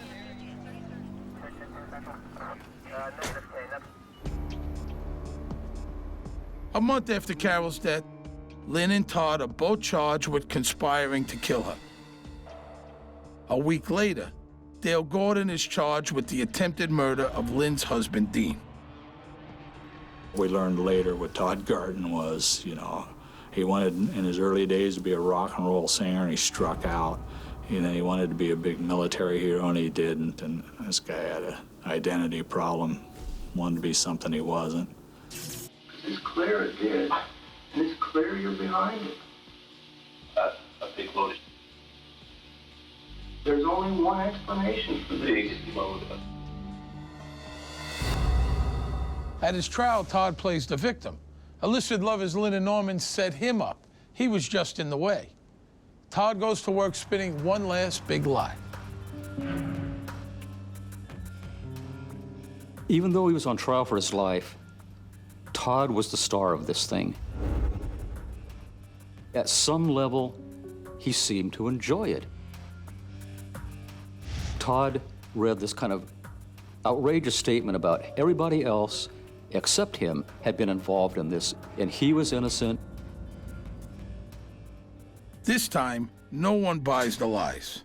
The jury convicts Todd Garton, and they sentence him to death.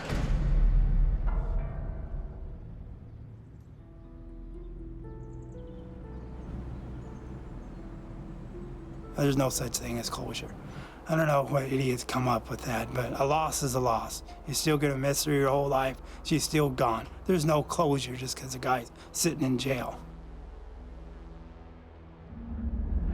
We were very angry with Todd, and the young kid actually shot her. We saw that he was just duped by Todd, and he just used him as a pawn.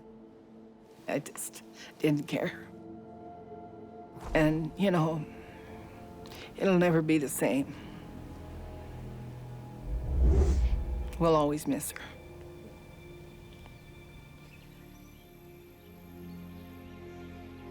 Carol Garton's death and that of the child she carried was a masterpiece of manipulation.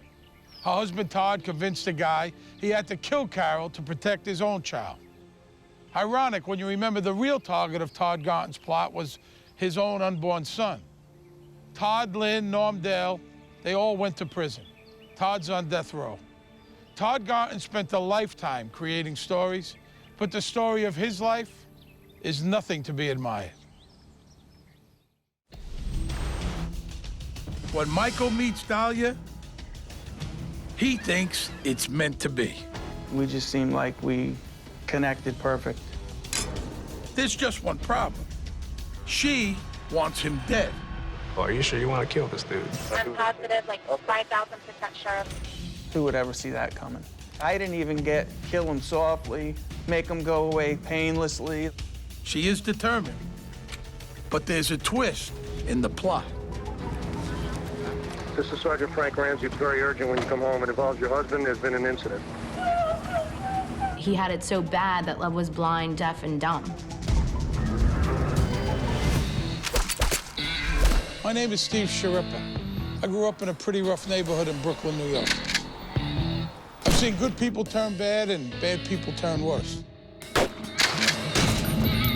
Some took contracts to carry out a hit. Some were victims of a hit. To hitmen, life and death is just part of the business. It's nothing personal.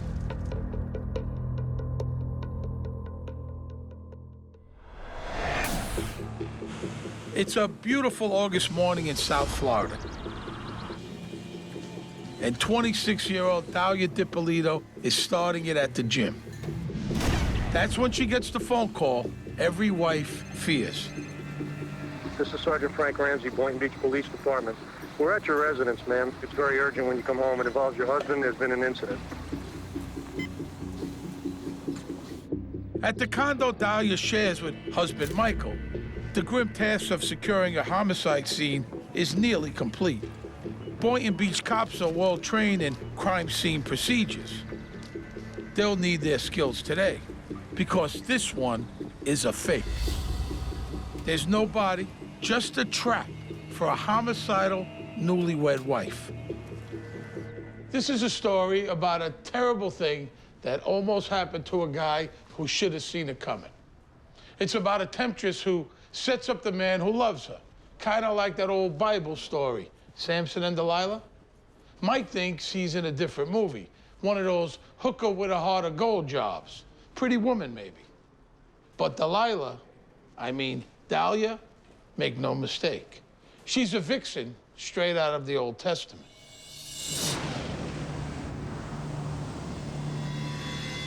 October 2008, the year before that fateful August. Michael DiPolito isn't looking for trouble, but he does want to get naughty. Mike's wife Maria is out of town. He has needs and a telephone. Bad combo. He called an escort to his office in Boca, and the woman that showed up was Dahlia. Samson, meet Delilah. How did Mike feel that ill-starred day? I'd like to tell you I met Dahlia at church, but I'd be lying to you. Me and Dahlia, we got along really well right from the beginning. At the time, I thought my first marriage wasn't really working out. I wasn't happy, and I meet Dahlia, and everything's new and exciting. And the reality, you know, looking back on it, I made a very bad choice. You know, I had a really good first wife. When Maria got back from traveling, she told me that Michael did pretty quickly ask for a divorce. Maria and Michael DiPolito were divorced in January of 2009, and 5 days later, Dahlia and Michael DiPolito were married. When I first met Dahlia and we got married that fast, we just seemed like we connected perfect. When I was with Dahlia, I felt very alive. We'd have sex like 5 times a day, every day. It was exciting all the time. Dahlia must have some mind-blowing talents, but Michael believes it's way more than that. It's a beautiful connection that's meant to be. What he doesn't know is that Dahlia's no stranger to such fateful connections, and she's turned a profit on every one. She certainly seemed to be linked to gentlemen that had money. She liked the lifestyle. She liked the fancy clothes.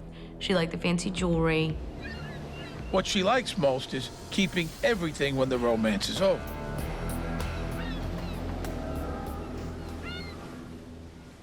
For a girl who likes costly trinkets, Dahlia came to the right place. Boynton Beach is right next door to Palm Beach. When old money flies south for the winter, it often lands right here. The price of admission to those gated mansions is usually a trust fund. What Dahlia's got is a hot body. That works too, if, like her, you're willing to rent it out to paying customers. She'd get her hair done every week, fake eyelashes, fake nails, the fake boobs. You know, there's a lot of maintenance involved. She spent time fixing herself up to look good.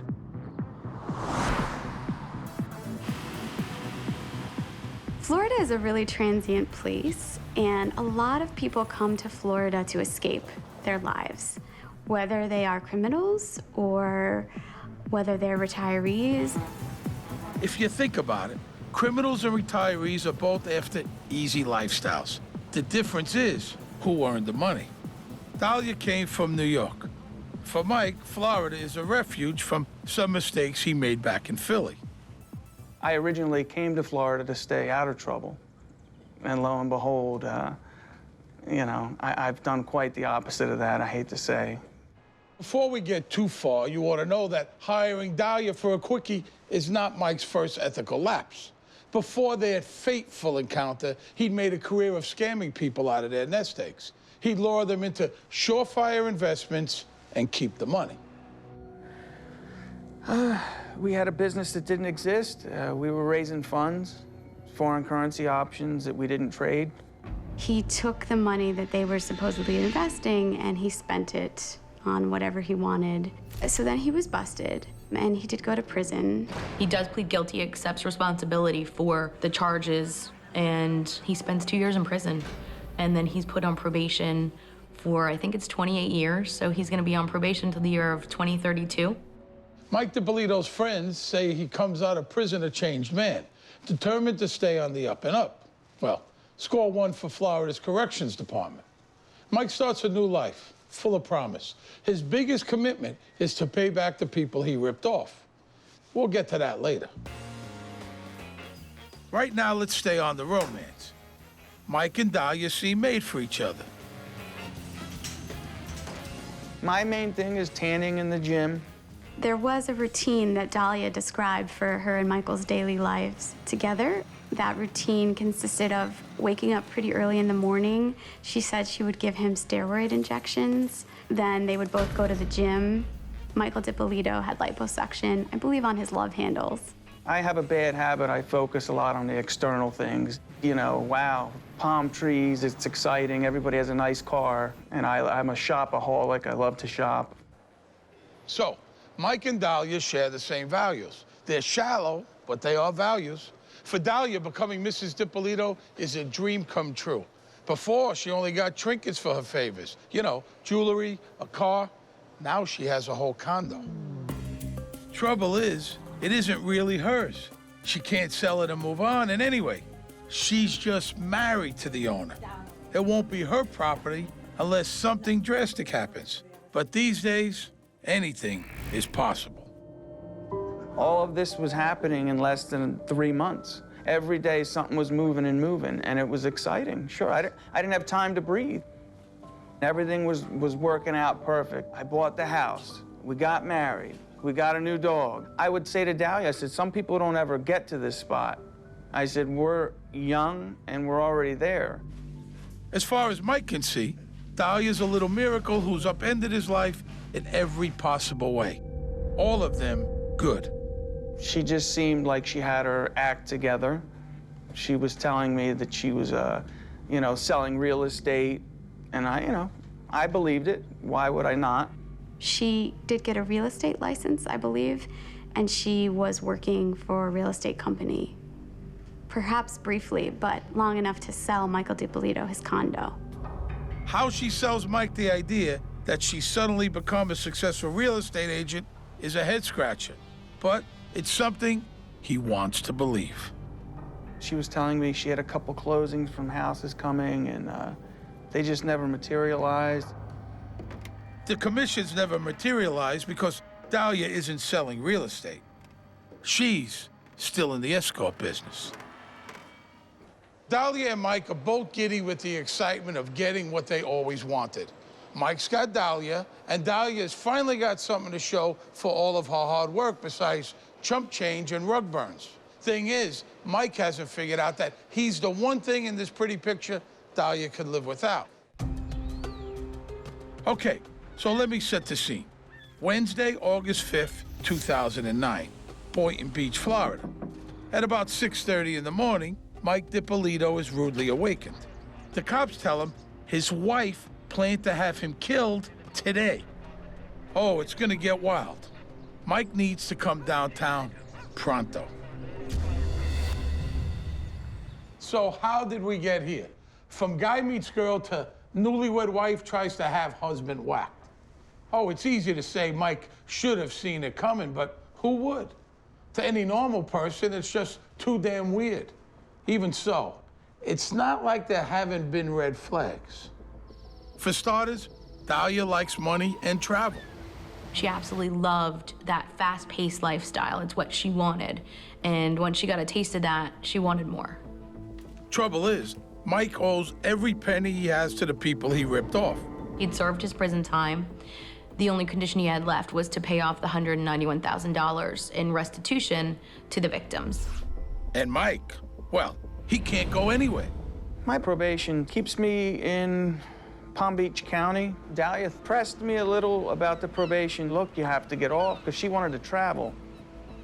The idea of so much cash being returned to its rightful owners is more than Dahlia can stand.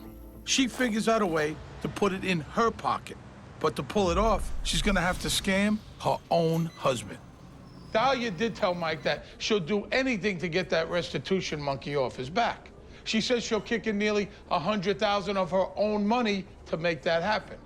Mike's problem is he believes her. I was blinded by love, and I just never saw any of that coming. It seemed like me and Dahlia were on the same page with everything, and we were moving in the same direction. But the direction Dahlia's moving in is towards Mike's money. And now she gets a big chance.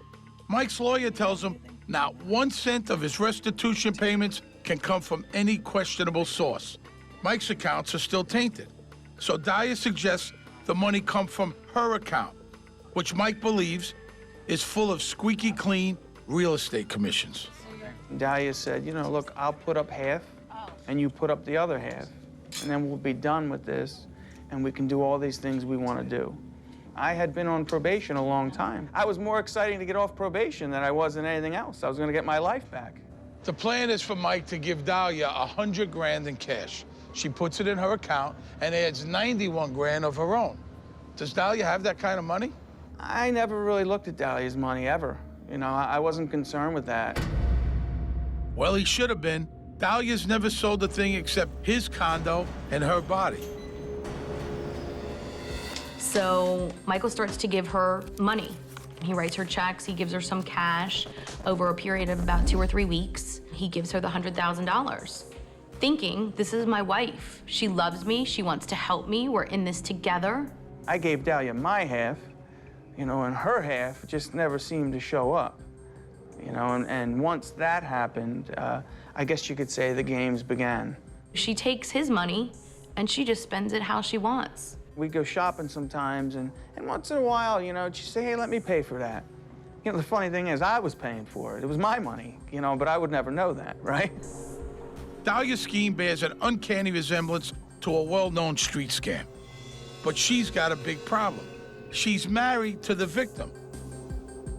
What's worse, she doesn't even like him. What's the cure for the 7-week itch? What if Michael was back behind bars? My impression was that she thought he'd be a perfect source of wealth, Michael DiPolito, as long as he wasn't there. And she could just enjoy the house and the cars and everything with him being in jail. The cops get a series of anonymous tips saying Mike is a big-time coke dealer. Check his car. You'll see. They're looking, they find a cigarette pack with cocaine in it. I said, why would I put that under my tire? You know, if that was mine, I would assume it'd be in my pocket. Cop pulled me aside and they're talking. He says, look, I'm gonna let you go. And I'm like, I had no idea why this guy let me go. All he had to do was arrest me and I was in a lot of trouble. Even if he arrested me and let me go, I was in trouble. Here's the bit that gets me. Lawmen love finding parolees breaking the law. Boom, back to prison. No trial, no hassle. But even the cops think, coke, smoke, this is a setup. They tell Mike to watch his back and let him go. You don't have to be Sherlock Holmes to make some elementary deductions here. Let's start with who's got the keys to my car? I was at the courthouse and I ran into the arresting officer and they said to me, hey, you know, I just wanted to let you know the reason we let you go that day, because we knew it was your wife. And I looked at him, I said, how'd you know it was my wife? He says, she was more irritated that she had to stand there and wait than she was upset for you. Then there were several calls to his probation officer, several anonymous calls made that he's dealing drugs out of his house, that he's selling steroids, that he's selling ecstasy, and the probation officer would show up unannounced and do searches of Mike DiPolito's house. During that period of time, what she's doing is she's trying to have him arrested. She's trying to set him up. She's trying to get his probation officer to violate his probation so he'll go back to prison. How do we know all these details? Dahlia's a text addict. Check out this little gem. She definitely was enlisting her former boyfriends to try and help her get rid of Michael. Dahlia's many boyfriends seem only too glad to help. And why not? I mean, she's hot, and she makes it clear she's bored with Mike and very much available. She maintains contact with a lot of her ex-lovers and uses them for whatever she needs. Her bestest texter, with benefits, is a rich guy in California named Stanley. She uses him, actually, to assist her in trying to get Mike DiPolito arrested, trying to have him put in jail, planning drugs on him, conspiring to take the house from him, and ultimately she tells Mike Stanley that she wants to be with him, capitalizing on the fact that he's a wealthy man. Stanley is not only rich, he's a buttyless Lothario who could make any girl squirm with textual desire. Dahlia, I have always wanted you. You are my unicorn. What the hell does that even mean? Stanley is happy to be Dahlia's love slave, but he's on the wrong coast. He can work the phones, though. So, Mike gets a phone call, supposedly from a lawyer friend of Dahlia's, who convinces Mike to sign his paid-for condo over to her. His hook? You need to protect yourself, Mike. Dahlia could be your shelter. During one phone call, do you have any assets? Do you have anything that's in your name? Because I'm concerned that if you do, that since you owe this restitution, they can take your assets. And he says, well, I do actually happen to own a house. He says, well, you need to get the house out of your name and put it in your wife's name. He and Dahlia go the next morning, and he signs the house over. She gets the deed to the house. The title's totally in her name. She gets Mike Stanley to call the Department of the Treasury, to call the IRS, to call the Department of Corrections, trying to get Mike DiPolito in trouble with the authorities and arrested and back in jail so that he and Dahlia can be together. While all this is going on, it seems from Dahlia's texts that she's still in the escort business. Love is blind, clueless, call it what you want. Mike doesn't even notice. Michael DiPolito said that his friends and family suspected his wife of causing some of this trouble for him, but he didn't listen to them. Dahlia, from what I found out, was texting numerous old boyfriends So she must have literally been walking out of the room and turning the corner and texting away. I never saw it. You could fault Dahlia for a thing or two, like being greedy, manipulative, and evil, but you can't call her vague. Despite making her wishes clear, Dahlia's efforts to get her husband back behind bars are going nowhere. And that puts her in a sticky situation. She's burnt through Mike's restitution money. Now, in my experience, people tend to get bent out of shape when large sums of money go missing. I promised this money to probation. Well, they wanted it. And now I don't have an excuse for where it went.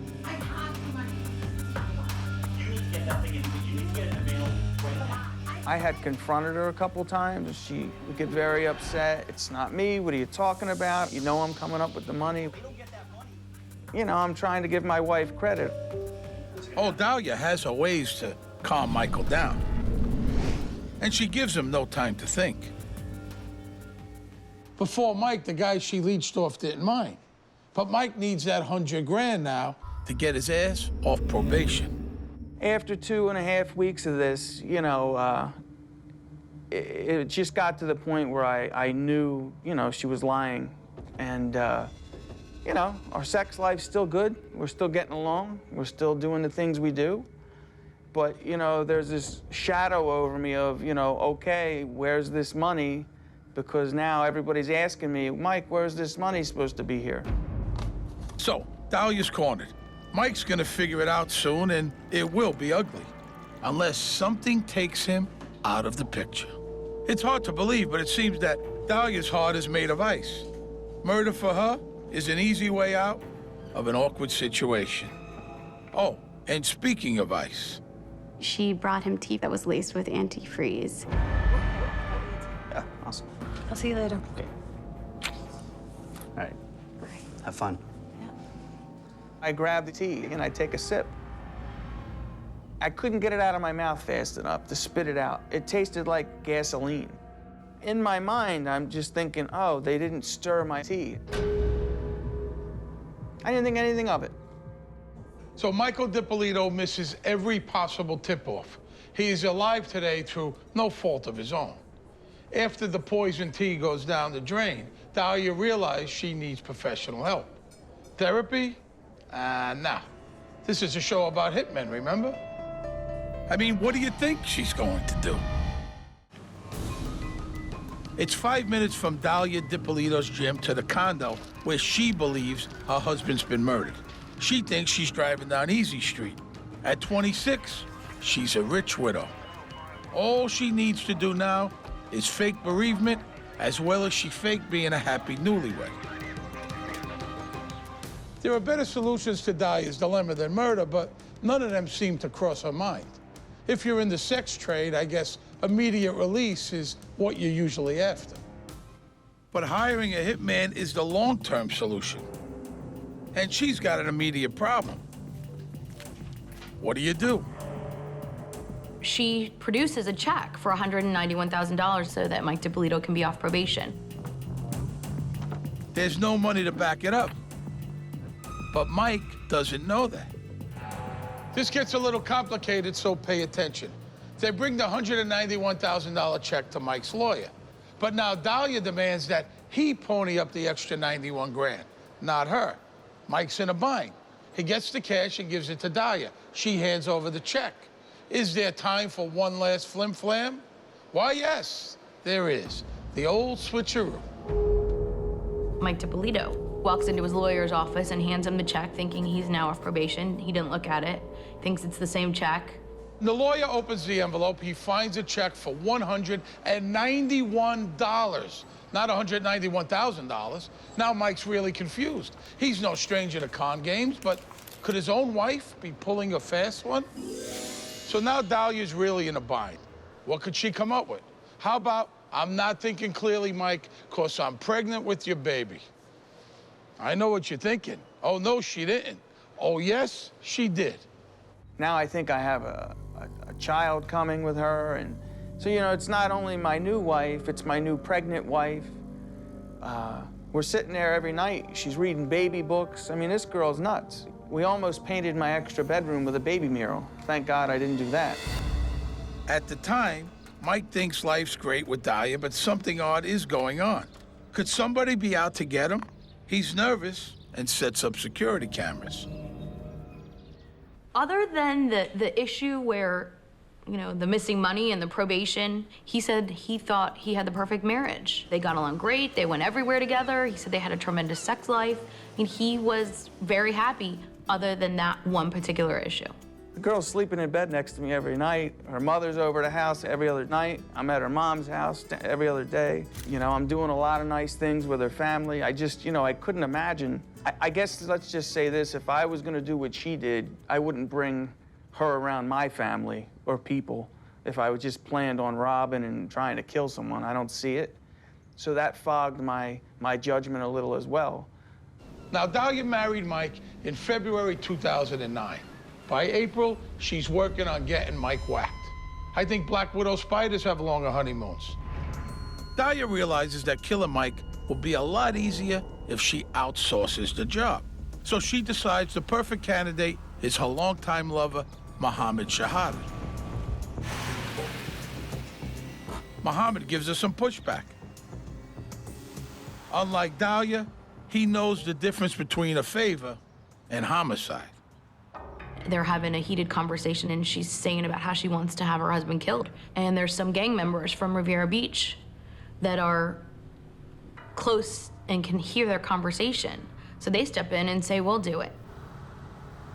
She takes them and drives them by the house that she lives in with Mike DiPolito. They come back and they tell Mohammed, you know, she's crazy, we're not gonna do it. There's surveillance cameras outside of the front of the house.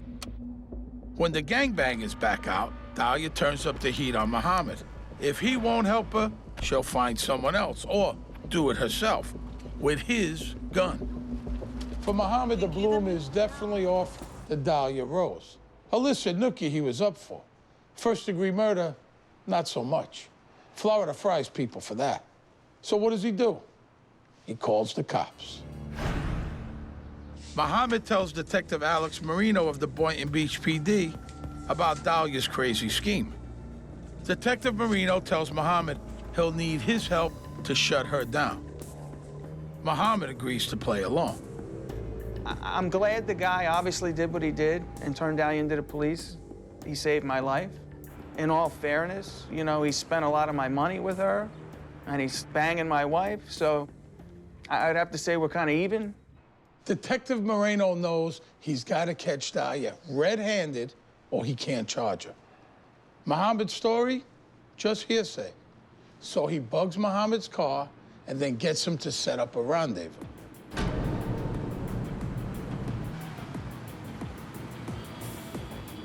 Dahlia DiPolito showed up at the gas station driving her car. The informant was at the gas station already waiting for her. She exits her vehicle, goes into the informant's car that was set up with the video and audio, and they immediately began the conversation, and without any hesitation, she begins talking about how she wanted her husband killed. Mohammed is an actor, and he sticks to the script. I won't do it myself, Dahlia, but I do know a guy. Dahlia hands over pictures of Mike in their condo. The police get it all on tape. One take. Right, but right now I'm not seeing him. I'm not anything. Wipe my hands off this pictures. Really? You're gonna give him something with my fingerprints all over? I'm gonna show it to him. He's not gonna keep it. The next scene the cops want is the money shot. Dahlia hiring a hitman. Officer Whitty John looks like a cop, but Dahlia doesn't pick up on it. Now, here's a little tip for you. Policemen and bad guys look alike, but cops have better teeth.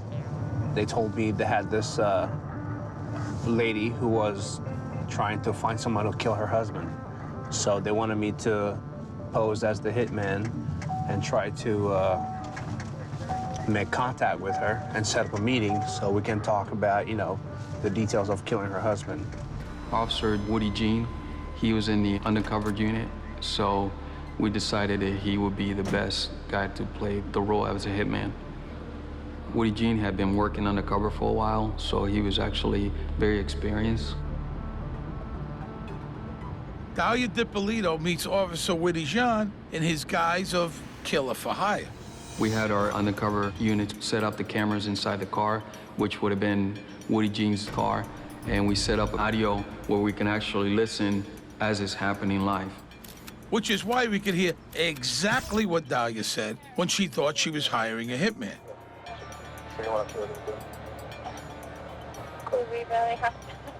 I told her, well, okay, so how do you want it done? Where do you want it done? She was definitely interested in telling me, this is his schedule, you know, on Wednesday, that's when I want it done if it's possible. I said, well, Wednesday is good, we could. Wednesday's 2 days away. What you're seeing is a desperate woman who fears her scheming ways are about to be revealed. At the house, like how soon could you do it? I could do it Wednesday morning. Her interaction with the hitman was very much a business transaction. Here's what I want to happen, here's his schedule, here's pictures, here's the money, like, let's get this done. She never expressed very much emotion about having her husband killed. It was like she was going to make a nail appointment. She was gonna have her husband murdered, someone she supposedly loved, someone she's married to, and she could have cared less.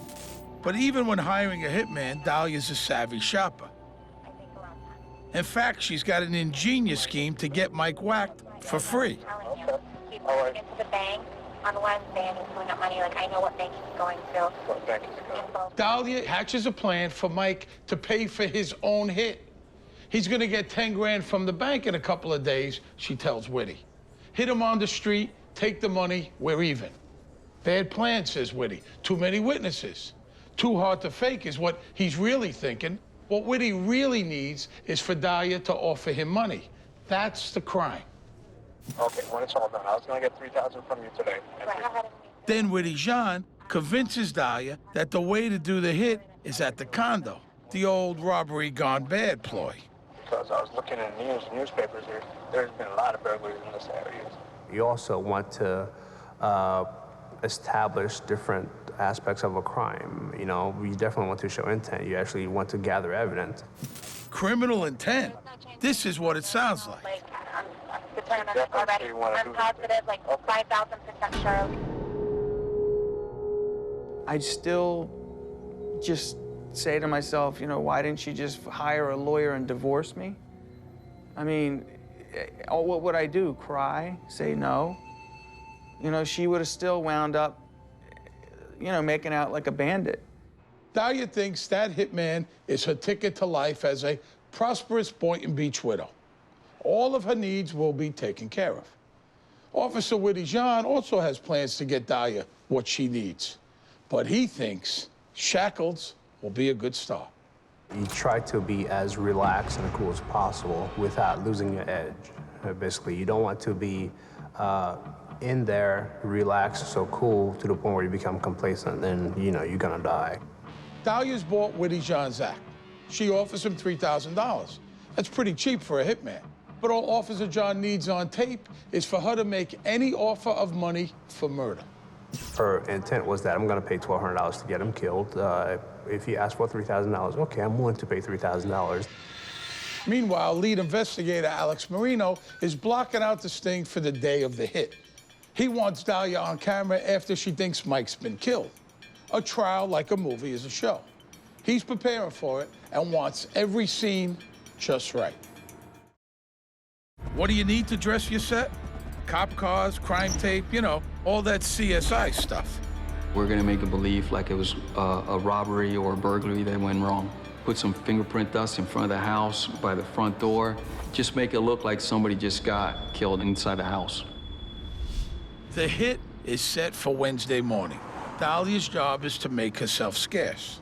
I give her the instructions to leave her house by 6 o'clock in the morning. So this is Dahlia's moment of truth. She could call it off, stay home, tell the hitman never mind. She might have to do some fast talking, but she's good at that. She doesn't do it. She kisses Mike goodbye like it's any other day. She heads to the gym, figuring when she sees him next, it'll be at the morgue. Dahlia gets up, says, I'm gonna go to the gym today, and I'm like, okay. She just won't stop talking.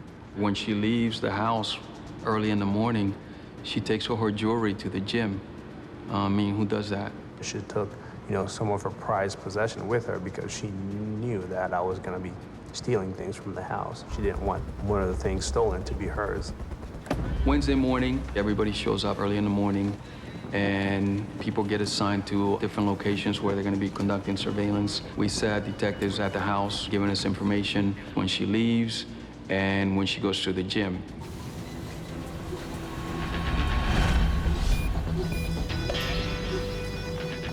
With Dahlia gone, the cops go to work. They've got to get it done fast. First thing, break the news to the newlywed that the woman of his dreams wants him 6 feet under. Sergeant Sheridan, Paul Sheridan, knocked on the door, and I was also standing there, and we make contact with Mr. Michael DiPolito for the first time. And we tell him that, hey, we're conducting an investigation where your wife is trying to get you killed, and that's why we're here, and we need to get you out of the house as soon as possible. He was shaking, nervous, and shocked. He didn't know what to think. You know, it hit me. I'm like, okay, everything that happened, you know, the drugs, everything crazy that's been happening, the money missing, I just knew it was her. I kind of knew it was her, but I didn't want to. My worst day in the world was that it was my wife. And lo and behold, here's the worst day in the world right now.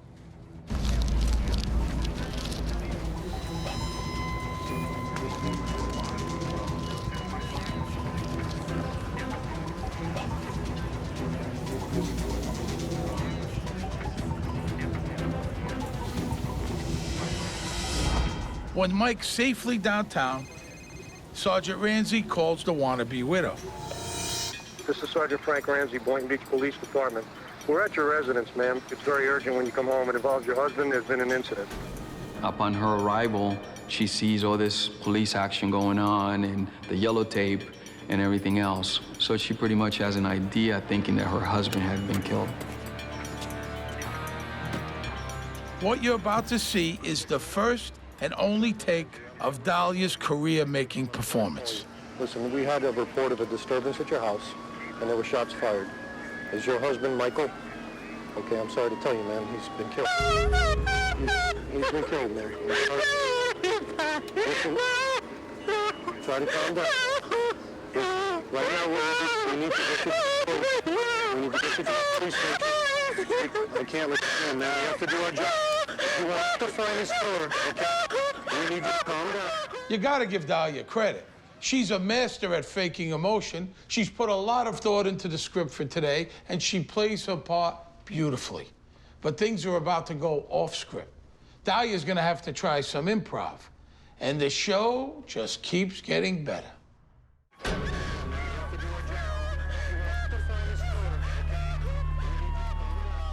Dahlia DiPolito has just been told that her husband Michael has been murdered. Everybody in this scene is acting. She's not sad nor surprised. And the cops, oh, they faked the whole scene. What Dahlia doesn't know is that her husband Michael is alive and cooling his heels down at the Boynton Beach PD. The police told me, we're gonna sit in this room, you're gonna be able to watch us confront her. So we sat down there and we waited for him to bring Dahlia in. Now, I know a thing or two about acting, and so do cops, especially when it comes to things like, I'm shocked by this terrible thing that I had nothing to do with. I've informed people in reference to their loved ones dying, and I've always got a different reaction than what Dahlia DiPolito did. She immediately, before he can even finish the sentence, she starts crying. Oh, and that isn't her only miscue. Right after she gets told about it, she asked about the dogs, which just didn't make any sense. I mean, through my experience, I've never had that. She wanted to see the body. She wanted to make sure that he was dead. And then she jumps into, how are the dogs? Well, we need to get your husband's killer, ma'am. For those of you worrying, the dog is fine. What's not fine is Dahlia's script. She doesn't know it, but it's off the rails. It's actually a cop show now. And they need one more scene. Dahlia lies through her teeth. They could have set up a better camera angle, but it did get the shot. We did the initial interview with her and made her believe she was actually helping us in the investigation. Listen, is there anybody that you know that you think would want to kill your husband? My husband's on probation. Dahlia points the finger at some of the people from Mike's shady past. When Sergeant Paul Sheridan's heard enough, he pulls the plug. The game's over with. okay? There's no more games with you and I. Now we're going to get down to serious business. I want to know if you know this guy. Come here. Bring this guy in here. Now is when Dahlia's mouth gets a little dry, which is always bad news in her line of work. When the detectives put handcuffs on me, handcuffed me behind my back. The guys was, we've caught the guy who did it. He's a prisoner. You know who this guy is? No. You've never seen him before? I've never seen him before, ever. And then she looked up at me and she said, nope, I've never seen him before. And no emotion, she just looked at me, she's like, nope, I don't know him. So another lie, you know, which we had her on video meeting the actual undercover agent days before. Get him out of here. With that scene, the cops have their movie in the can. All that's left is what we call the denouement, the wrap-up. It's up to Sergeant Sheridan to give Dahlia the bad news. You're going to jail today for solicitation of murder. You're under arrest. That's an undercover police officer.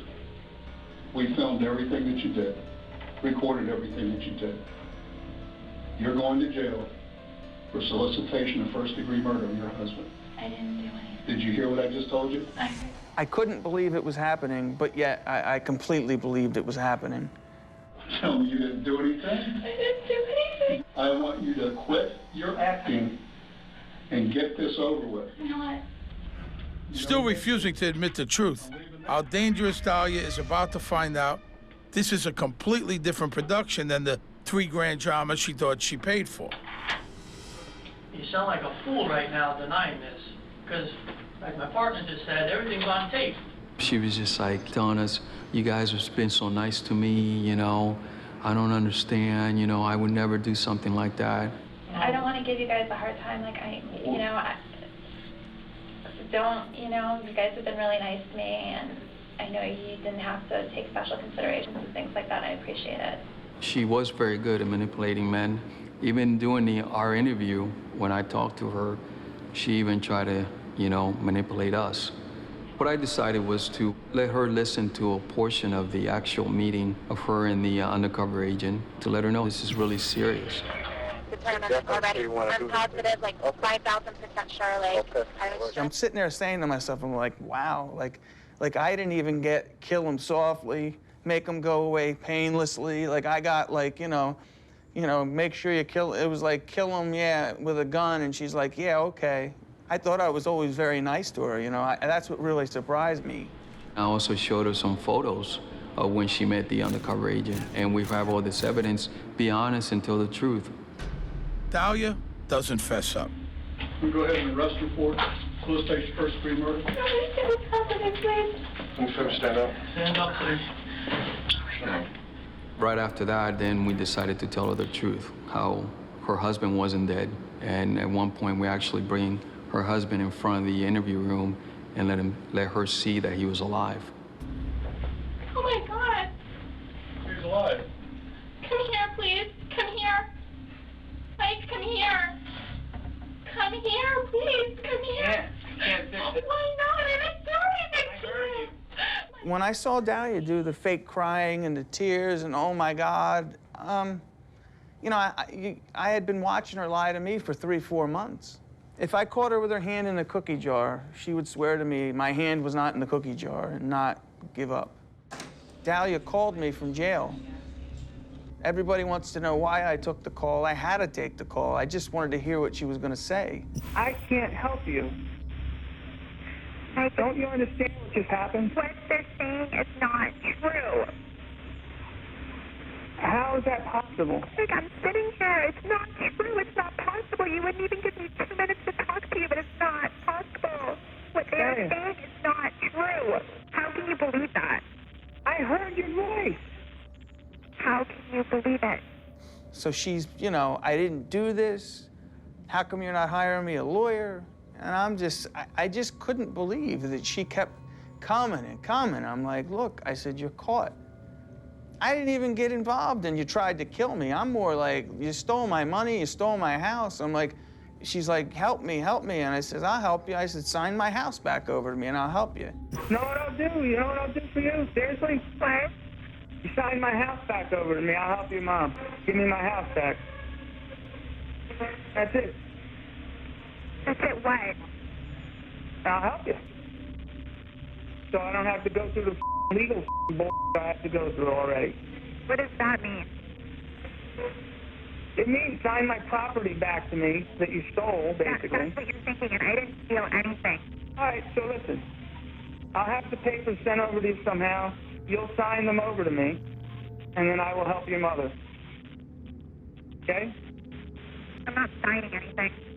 And I knew what she'd say. Of course she says, oh, I'm not doing that. And I just chuckled. I said, I knew you were going to say that. This is someone who basically thinks that nothing's gonna ever happen to her. She's not really gonna be arrested. She's not gonna be convicted of this. She'll get out of this, like she always does. I didn't do anything, and I didn't plot anything. One interesting piece of evidence that we found during the course of the investigation, we did a forensic exam of her computer. And the day that she was to meet with Woody Jean, the hitman, while she's waiting for him, she's at home and she's on her computer and she does a search, a Google search. And she types in funeral homes in Boynton Beach, which is where she lived. She clicked into websites such as how to have a meaningful memorial service. So clearly the theory from the prosecution was that, you know, she's sitting there right before she's gonna meet with the hitman. She's plotting her husband's funeral service and she's trying to figure out how she's gonna look like the grieving widow. So you remember how in that old Bible story, Delilah robbed Samson of his power by setting him up for a haircut? Maybe it's the handcuffs that sapped Dahlia's power. When Michael DiPolito faces the woman who tried to end his life, it's hard to see what the attraction was. When I saw Dahlia in court, I felt bad for her. From what I was told, Dahlia thought this was all going to go away and she was going to move on with her life. And I don't think she understood, you know, what really is happening. You've seen a greedy, manipulative, evil woman who won't stop at anything. There's no denying the truth. She did it, and you know it. Before he sentences Dahlia, the judge tells her what he thinks of what she did. It was pure evil. You were taking advantage of a guy that was gullible, that was in love with you. Dahlia DiPolito gets 20 years. On this day, Michael gets the last word. I wish we were never here, and as far as the sentence, I'm 5,000% happy with it. That's all for now. If I were talking to Dahlia now, I guess I'd say to her, you know, was it worth it? You know, this is a person I would lay in bed and tell her all the things I did wrong to go to prison and be on probation and how I definitely would never do it again. And, you know, obviously she didn't hear a word I said. Michael didn't see the entire big picture. He didn't see really what was going on because he was so blinded by love. He had it so bad that love was blind, deaf, and dumb. You know, the funny part of all this, if you really look at it, she's actually she had me 5 ways to Sunday 10 different times, but she just didn't do it. You know, she couldn't poison me right, she couldn't plant drugs on me right, she couldn't, you know, she had me 5 different ways and just kept fumbling the ball. So what's the lesson here? Well, here's one thing to ponder. Mike DiPolito had a wife who loved him. He dumped her for a greedy, conniving, homicidal floozy. No matter how small your brain is, it's still bigger than, you know, other body parts. Not using the brain God gave you can be a fatal mistake.